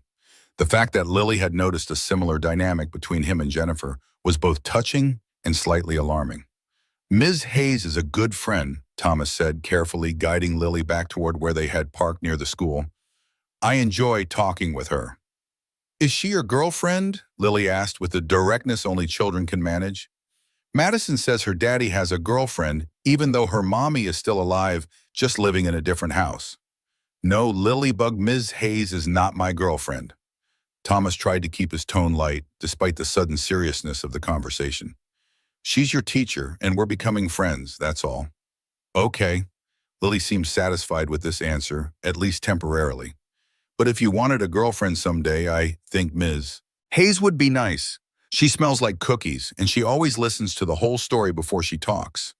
The childish endorsement, delivered with such matter-of-fact sincerity, caught Thomas between laughter and something deeper he wasn't quite ready to examine. I'll keep that in mind. Now, should we head home and see if Mrs. Collins left us any of those chocolate chip cookies you like? As they drove home through the evening traffic, Thomas found his thoughts returning to Jennifer Hayes, her quiet strength, her gentle humor, the way she maintained her dignity, despite circumstances that would have defeated many. The way she saw him as a father first, a person second, and a CEO last, if at all. It had been 3 years since he had considered the possibility of forming a new connection. 3 years of carefully maintained isolation, punctuated only by obligatory social events and business functions. The protective walls he had built around himself and Lily had served their purpose, but perhaps they had also become a prison of sorts, keeping pain out, but also preventing new joy from entering. The realization was both frightening and exhilarating. Whatever was developing between him and Jennifer, friendship, understanding, possibly something more, it represented a step away from safety and toward possibility, a risk he hadn't been willing to consider until now. As they pulled into the circular driveway of their homeland mansion, the contrast between his world and Jennifer's couldn't have been more stark. Yet something about their conversation at the ice cream shop, the easy laughter they had shared, made those differences seem less important than the connection that was forming despite them. "Daddy," Lily's voice broke into his thoughts as Richard opened the car door for them. "Can we have pancakes again tomorrow morning? I want to practice so I can make them for Olivia's birthday." "Absolutely, Lilybug." Thomas helped her from the car, his heart lighter than it had been in years. "I think that's a wonderful idea." Streamers in every shade of purple festooned the Parker Mansion's garden terrace, billowing gently in the October breeze.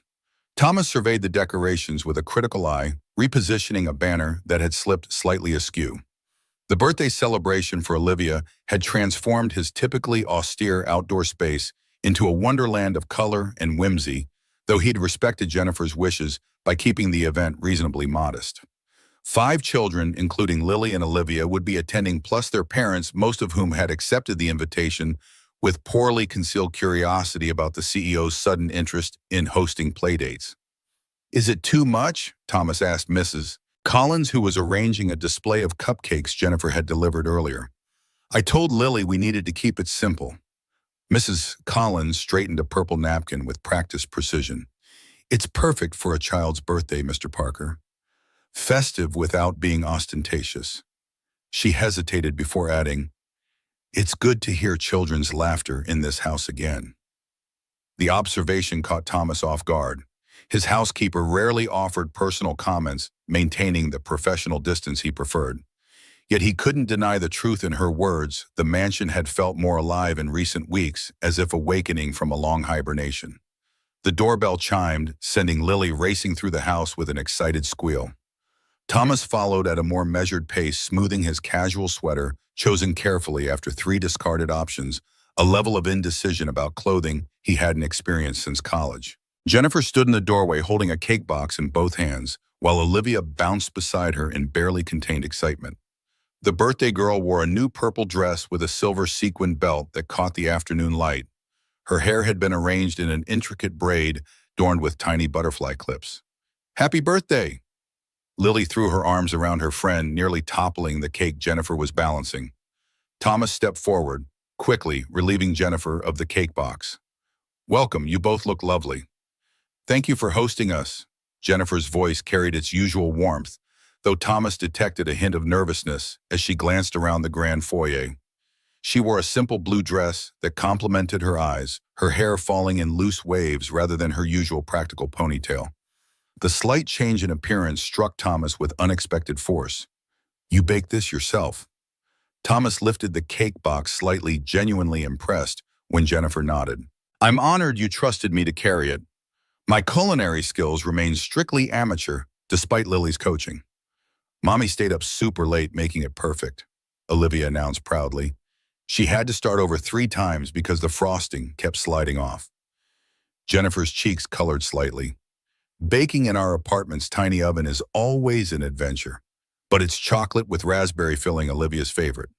"It sounds delicious."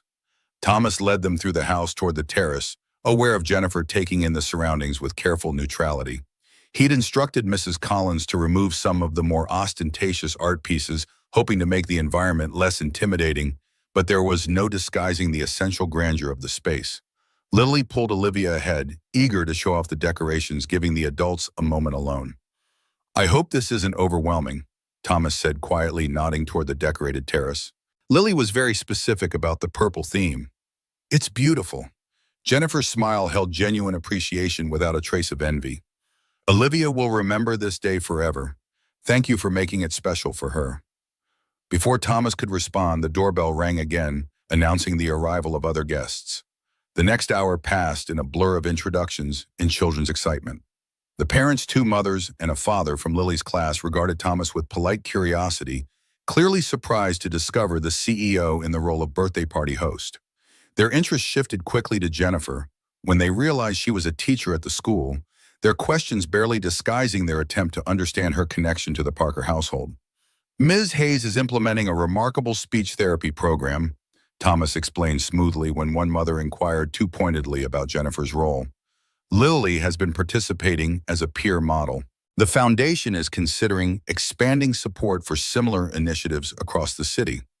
The explanation, framed in philanthropic terms, seemed to satisfy the parents' curiosity while establishing Jennifer as a professional connection rather than subject for gossip. Thomas caught her grateful glance as she organized the children for the first game. Watching Jennifer with the children revealed dimensions of her character Thomas hadn't fully appreciated before. She led the games with natural authority, tempered by genuine playfulness, her interactions with each child perfectly calibrated to their personality. The reserved boy was gently encouraged, the boisterous girl subtly redirected, creating a harmonious dynamic that allowed everyone to participate comfortably. "Your teacher friend is quite good with children," observed Mark Chen, a financial analyst whose daughter attended Lily's class. "Reminds me of how Kate used to manage Lily's playdates, that perfect balance of structure and freedom." The comparison to Kate delivered without the usual awkward hesitation people adopted when mentioning his late wife struck Thomas as both accurate and strangely comforting. "Yes, Jennifer has a natural gift." "Jennifer, is it?" Mark's raised eyebrow carried no judgment, just mild interest. "Good to see you expanding your social circle, Thomas. The board has been concerned about your isolation these past years, though no one would say it directly." Thomas had forgotten that Mark sat on one of DreamWorks' advisory committees, privy to the corporate gossip that inevitably centered on the CEO's personal life. "The board should concern itself with quarterly projections, not my social calendar. The two aren't unrelated when it comes to leadership stability." Mark's gaze shifted to Jennifer, who was now helping Olivia open her presents with the other children gathered around. "She seems genuine, refreshing quality in our circles."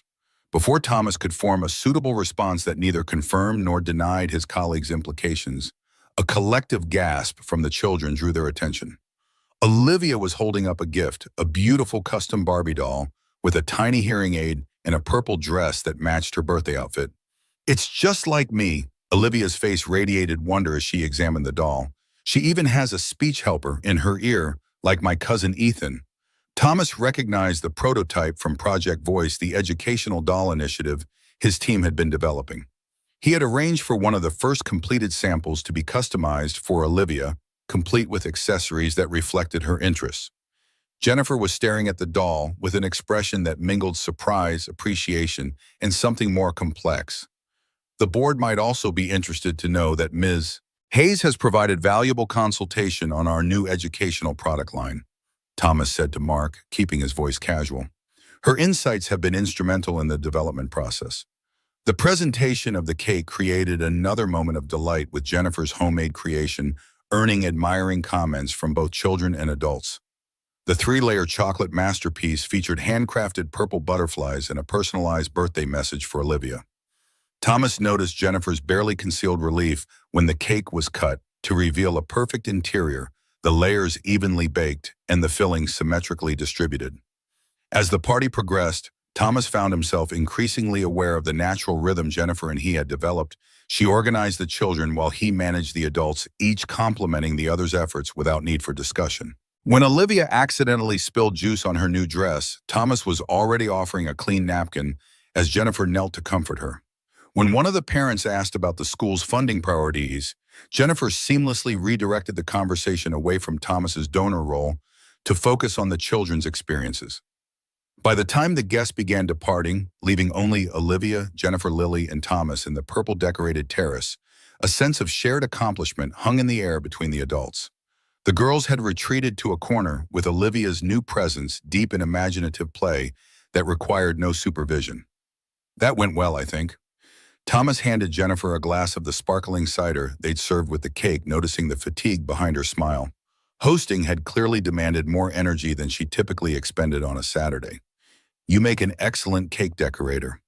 and you make an excellent, difficult parent wrangler. Jennifer accepted the glass gratefully.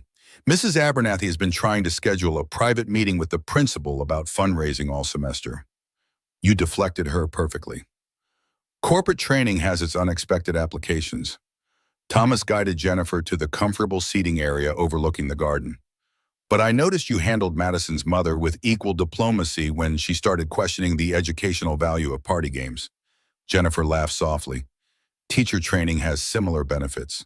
She took a small sip of her cider, her expression growing more serious. That doll you gave Olivia, it's from your new project, isn't it? A prototype. The development team wanted feedback from a potential user. Thomas kept his tone light, though the doll represented far more than a market research opportunity. I hope you don't mind. I should have asked you first. It's the most thoughtful gift she's ever received. Jennifer's voice held genuine emotion. She's never had a doll that looks like her that represents her experience. Most toys assume children are all the same.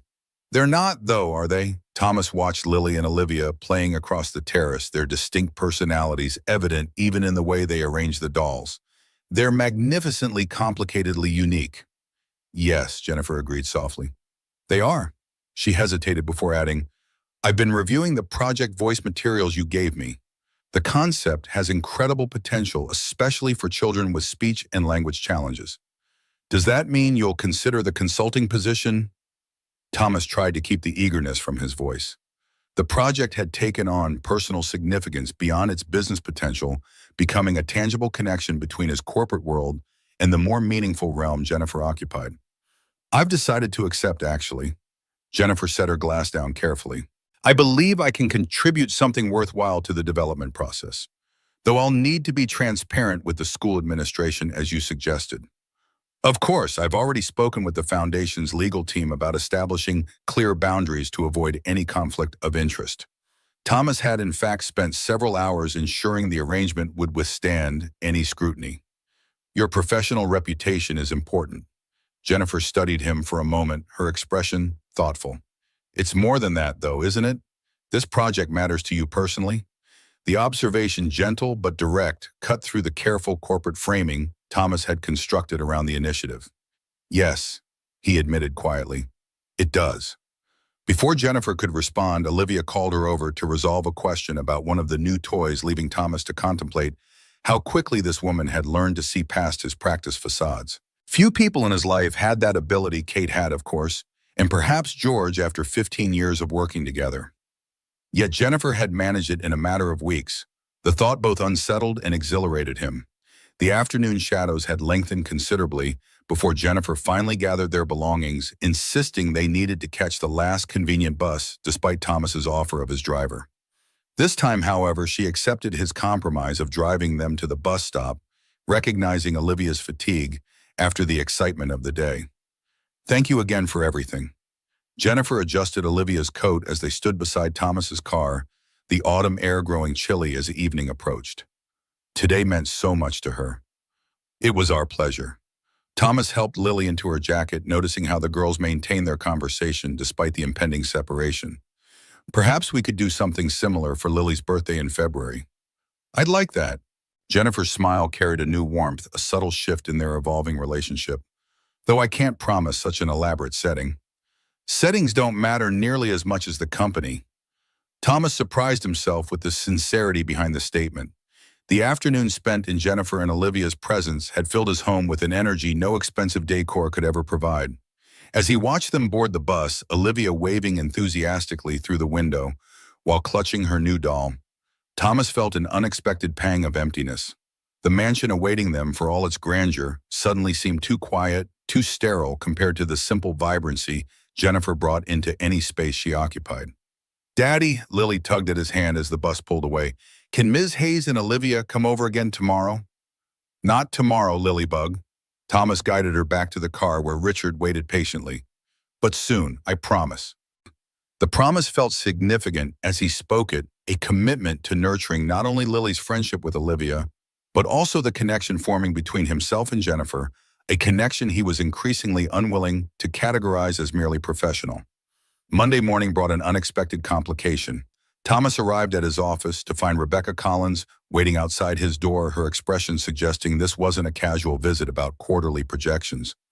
"Rebecca, is something wrong with the Asia expansion numbers?" Thomas unlocked his office, gesturing for her to enter. "This isn't about work, Thomas." Rebecca closed the door behind them, her designer heels clicking sharply on the hardwood floor. "It's about your reputation and, by extension, the company's." Thomas set his briefcase down, slowly recognizing the confrontational tone. "That sounds ominous. Perhaps you should elaborate." "Gladly." Rebecca produced her tablet, swiping to display a photograph that made Thomas's stomach tighten. It showed him and Jennifer at the ice cream shop 2 weeks earlier, caught in what appeared to be an intimate conversation. The children were visible in the background, but the framing emphasized the adults' interaction. This was posted on a local parenting blog. "CEO's new romance with teacher raises eyebrows." "That's absurd." Thomas kept his voice level, despite the surge of protective anger. "Ms. Hayes is Lily's teacher and a consultant on our educational product line. This is irresponsible speculation." "Perception matters, Thomas." Rebecca set the tablet on his desk, the offending image still displayed. "The board is concerned about potential conflicts of interest, especially given your foundation's funding of her position." The calculated precision of the attack suggested Rebecca had been gathering information for some time. The foundation funds dozens of positions across multiple schools. All arrangements with Ms. Hayes have been documented through proper channels with appropriate disclosures. "It's not just the professional entanglement that concerns us." Rebecca's use of "us" revealed her alignment with whatever faction on the board had raised these issues. "Your behavior at the school has been noted. 3 personal drop-offs per week, extended conversations with Ms. Hayes, a birthday party for her daughter at your home. It creates an appearance of favoritism that could complicate the foundation's relationship with West Baltimore Elementary." Thomas maintained his composure through practiced corporate discipline, though internally his thoughts raced to identify who at the school had been monitoring his interactions so precisely. Principal Winters seemed the likely source, her eagerness to please the foundation's primary donor potentially twisted into surveillance by Rebecca's inquiries. "My personal involvement in my daughter's education is not the board's concern." Thomas's tone carried the authority that typically ended difficult conversations in the boardroom.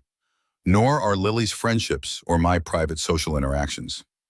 They become the board's concern when they potentially impact DreamWorks' reputation and operations." Rebecca's perfect composure didn't waver. "Project Voice has been fast-tracked outside normal development protocols. Ms. Hayes has been granted a consulting contract without competitive review. The optics are problematic, Thomas." The systematic dismantling of his professional and personal choices revealed the extent of Rebecca's investigation and her ambition. This wasn't concern for the company, but opportunism dressed as corporate governance. "I appreciate your diligence, Rebecca." Thomas deliberately shifted to a more formal address. "The Project Voice initiative has followed all established procedures for strategic opportunities with full documentation available for board review. Ms. Hayes' consulting arrangement was structured by legal with appropriate safeguards. As for my personal life, I suggest the board focus its energy on our upcoming product launches rather than monitoring who attends my daughter's playdate." Rebecca's smile didn't reach her eyes. "The board meeting is Thursday. I'd recommend preparing a more comprehensive response by then." She stood smoothing her immaculate suit. "This isn't personal, Thomas. It's about protecting what we've built together." After she departed, Thomas remained at his desk, studying the photograph still displayed on the abandoned tablet. The image itself was innocent, 2 adults engaged in conversation while supervising their children. Yet framed through Rebecca's insinuations, it took on ominous implications that could potentially damage both his and Jennifer's reputations. The protective instinct that surged through him was startlingly fierce. Jennifer didn't deserve to be collateral damage in a corporate power play. Her career and Olivia's well-being could be affected by the board's scrutiny, all because he had failed to anticipate Rebecca's ambitions. Thomas reached for his phone, then hesitated. Warning Jennifer would necessarily involve explaining the corporate politics at play, drawing her further into a world she had deliberately kept at arm's length. Yet failing to inform her left her vulnerable to blindsiding by Principal Winters or other opportunistic administrators. The dilemma crystallized something Thomas had been avoiding acknowledging. His interest in Jennifer Hayes had evolved well beyond professional admiration or casual friendship. The instinct to protect her, to include her in decisions that might affect her, spoke of deeper feelings he hadn't allowed himself to examine fully. A knock at his door interrupted his thoughts. George entered with a stack of documents requiring immediate attention, his expression suggesting he'd encountered Rebecca on her way out. I assume Ms. Collins shared her concerns about the West Baltimore connection. George closed the door discreetly, his loyalty to Thomas transcending corporate politics after 15 years of service. She did. Thomas gestured to the tablet, complete with surveillance photos. George glanced at the image without surprise.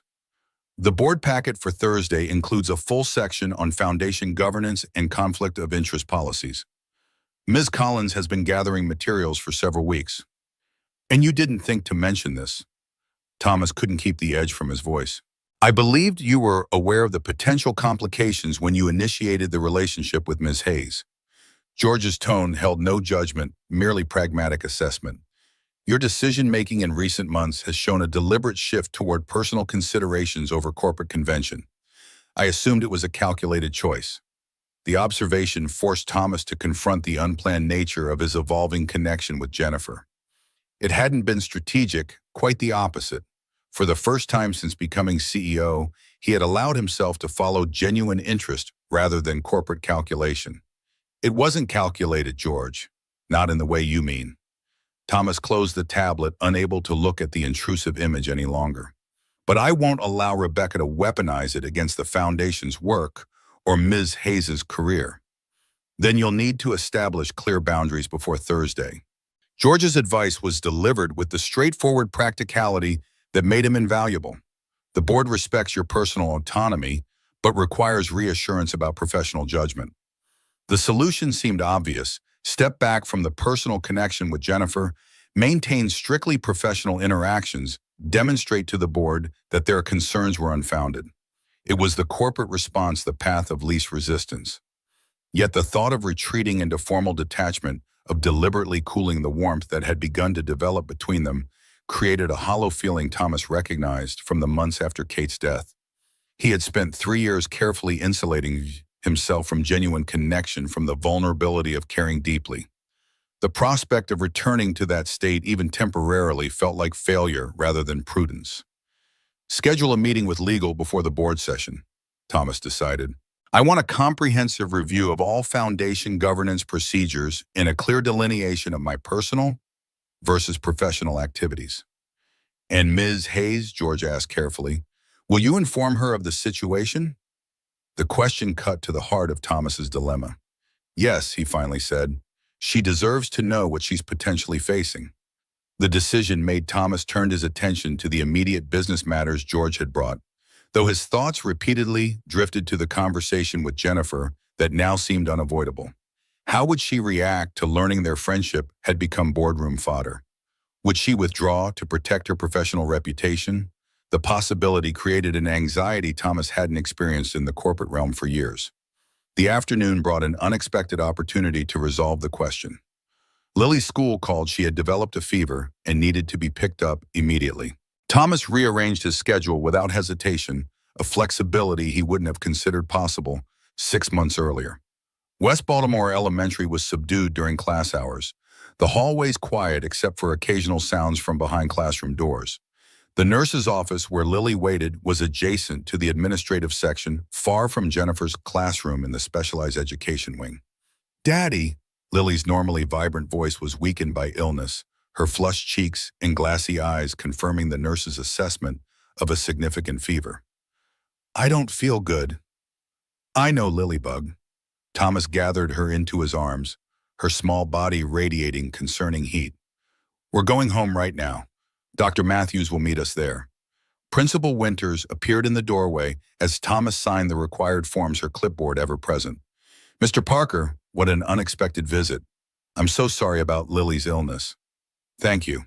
Thomas kept his response minimal, hyper-aware after Rebecca's revelations that his interactions at the school were potentially being monitored and reported. We'll be heading home now. Of course. Principal Winters maintained her professional smile while managing to convey disappointed expectation. I had hoped to discuss the Foundation's upcoming review of our specialized education funding. Perhaps another time. The Foundation's review process is scheduled and standardized. Thomas deliberately emphasized the institutional nature of the relationship. George handles all preliminary assessments. He'll contact your office when appropriate. Lily whimpered slightly, providing the perfect excuse to end the conversation. Thomas thanked the nurse and carried his daughter toward the exit, deliberately avoiding the corridor that would take them past Jennifer's classroom. The strategic avoidance left a bitter taste, a concession to Rebecca's insinuations he already regretted. "Mr. Parker." The familiar voice behind him created both relief and tension. Jennifer stood at the intersection of hallways, clearly on her way to the teacher's lounge during her planning period. Her expression shifted immediately to concern when she saw Lily in his arms. "Is everything all right?" "Lily has a fever." Thomas paused, acutely aware of the administrative offices nearby where their interaction might be observed and reported. The nurse recommended taking her home. "Ms. Hayes," Lily's weak voice brightened slightly, "I was supposed to be in your class today for Story Circle." "Don't worry about that, sweetheart." Jennifer approached, instinctively pressing a gentle hand to Lily's forehead in a gesture so maternal it made Thomas's chest tighten. "You need rest and fluids. The Story Circle will be waiting when you're feeling better." The natural care in her assessment, untainted by the political considerations weighing on Thomas, highlighted the fundamental difference in their perspectives. Jennifer saw a child needing comfort. Thomas was calculating potential ramifications of their interaction in a school hallway. "Significant fever." Jennifer frowned slightly, her focus entirely on Lily's well-being. "There's been strep throat going around the first-grade classrooms. You might want to have her tested." "I'll mention it to her, doctor." "Thank you." Thomas shifted Lily in his arms the moment to mention Rebecca's allegations slipping away in the face of more immediate concerns. "I should get her home." Jennifer nodded, her hand lingering briefly on Lily's hair in a gentle caress.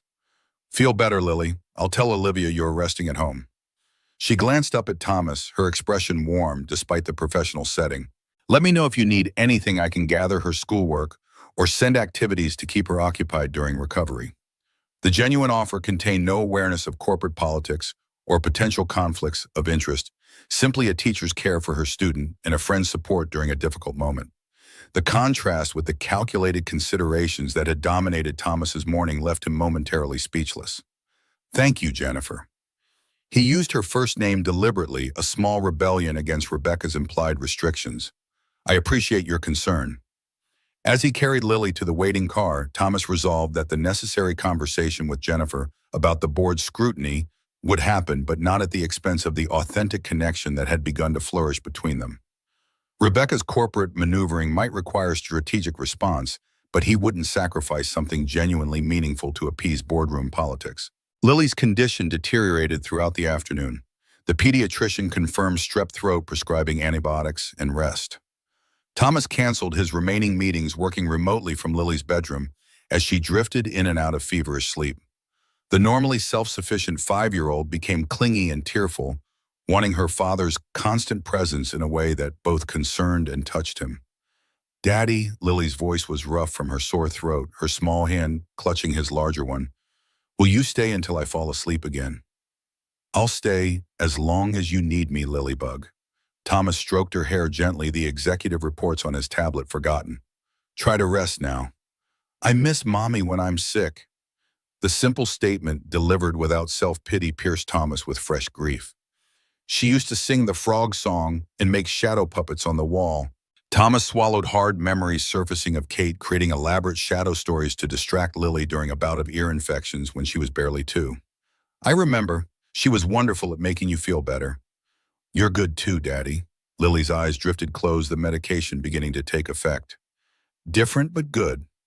The guileless assessment contained a wisdom beyond her years, an acceptance that love could take different forms without one replacing or diminishing another. As Lily's breathing deepened into sleep, Thomas found himself contemplating how thoroughly his daughter's perspective had been shaped by loss and resilience. A gentle knock at the bedroom door revealed Mrs. Collins with a tray of tea and toast. "Her fever's coming down," Thomas reported quietly.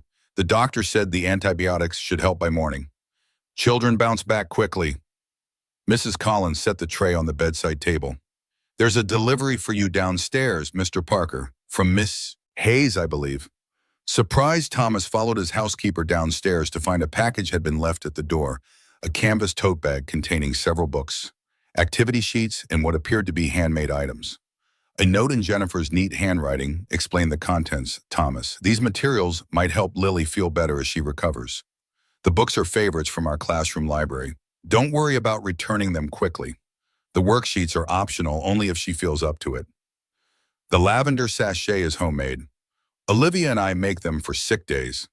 The scent is supposedly calming, though I can't cite peer-reviewed evidence.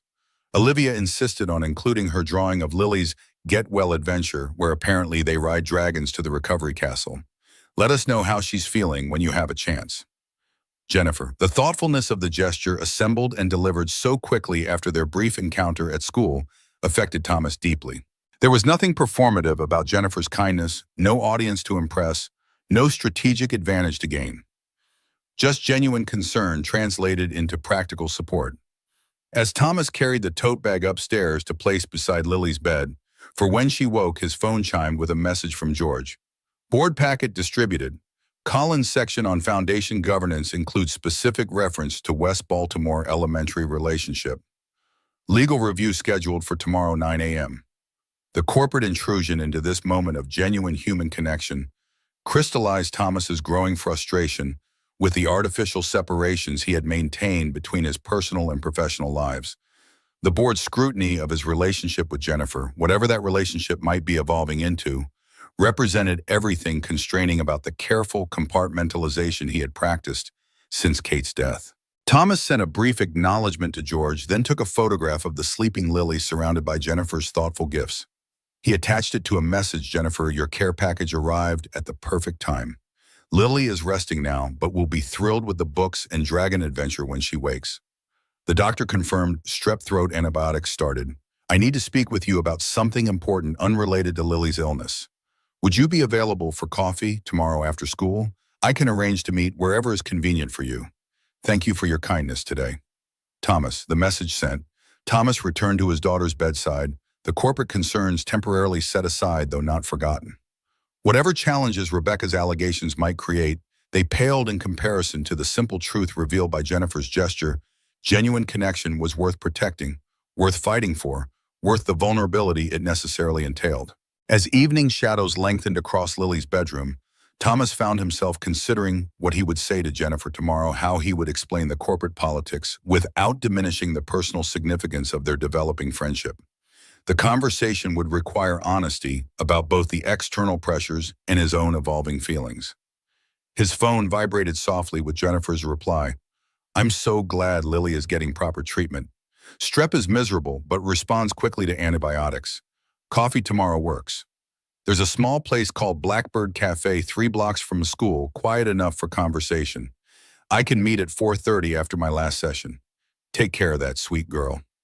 Jennifer, the simple exchange focused primarily on Lily's well-being, rather than their upcoming discussion, reassured Thomas that whatever complexities lay ahead, they would face them with the same straightforward authenticity that had characterized their interactions from the beginning. As Lily stirred in her sleep, Thomas gently adjusted her covers, his priorities clearer than they had been in years. The board meeting on Thursday would require careful navigation, but his course was set. Some connections were too valuable to sacrifice for corporate convenience, a truth Kate had tried to teach him long before he was ready to understand it. The legacy you leave isn't built in boardrooms, she had told him once after he'd missed an important family event for an acquisition meeting. It's created in moments when you choose what truly matters. Watching his daughter sleep, surrounded by tokens of Jennifer's thoughtfulness, Thomas finally understood exactly what his wife had meant.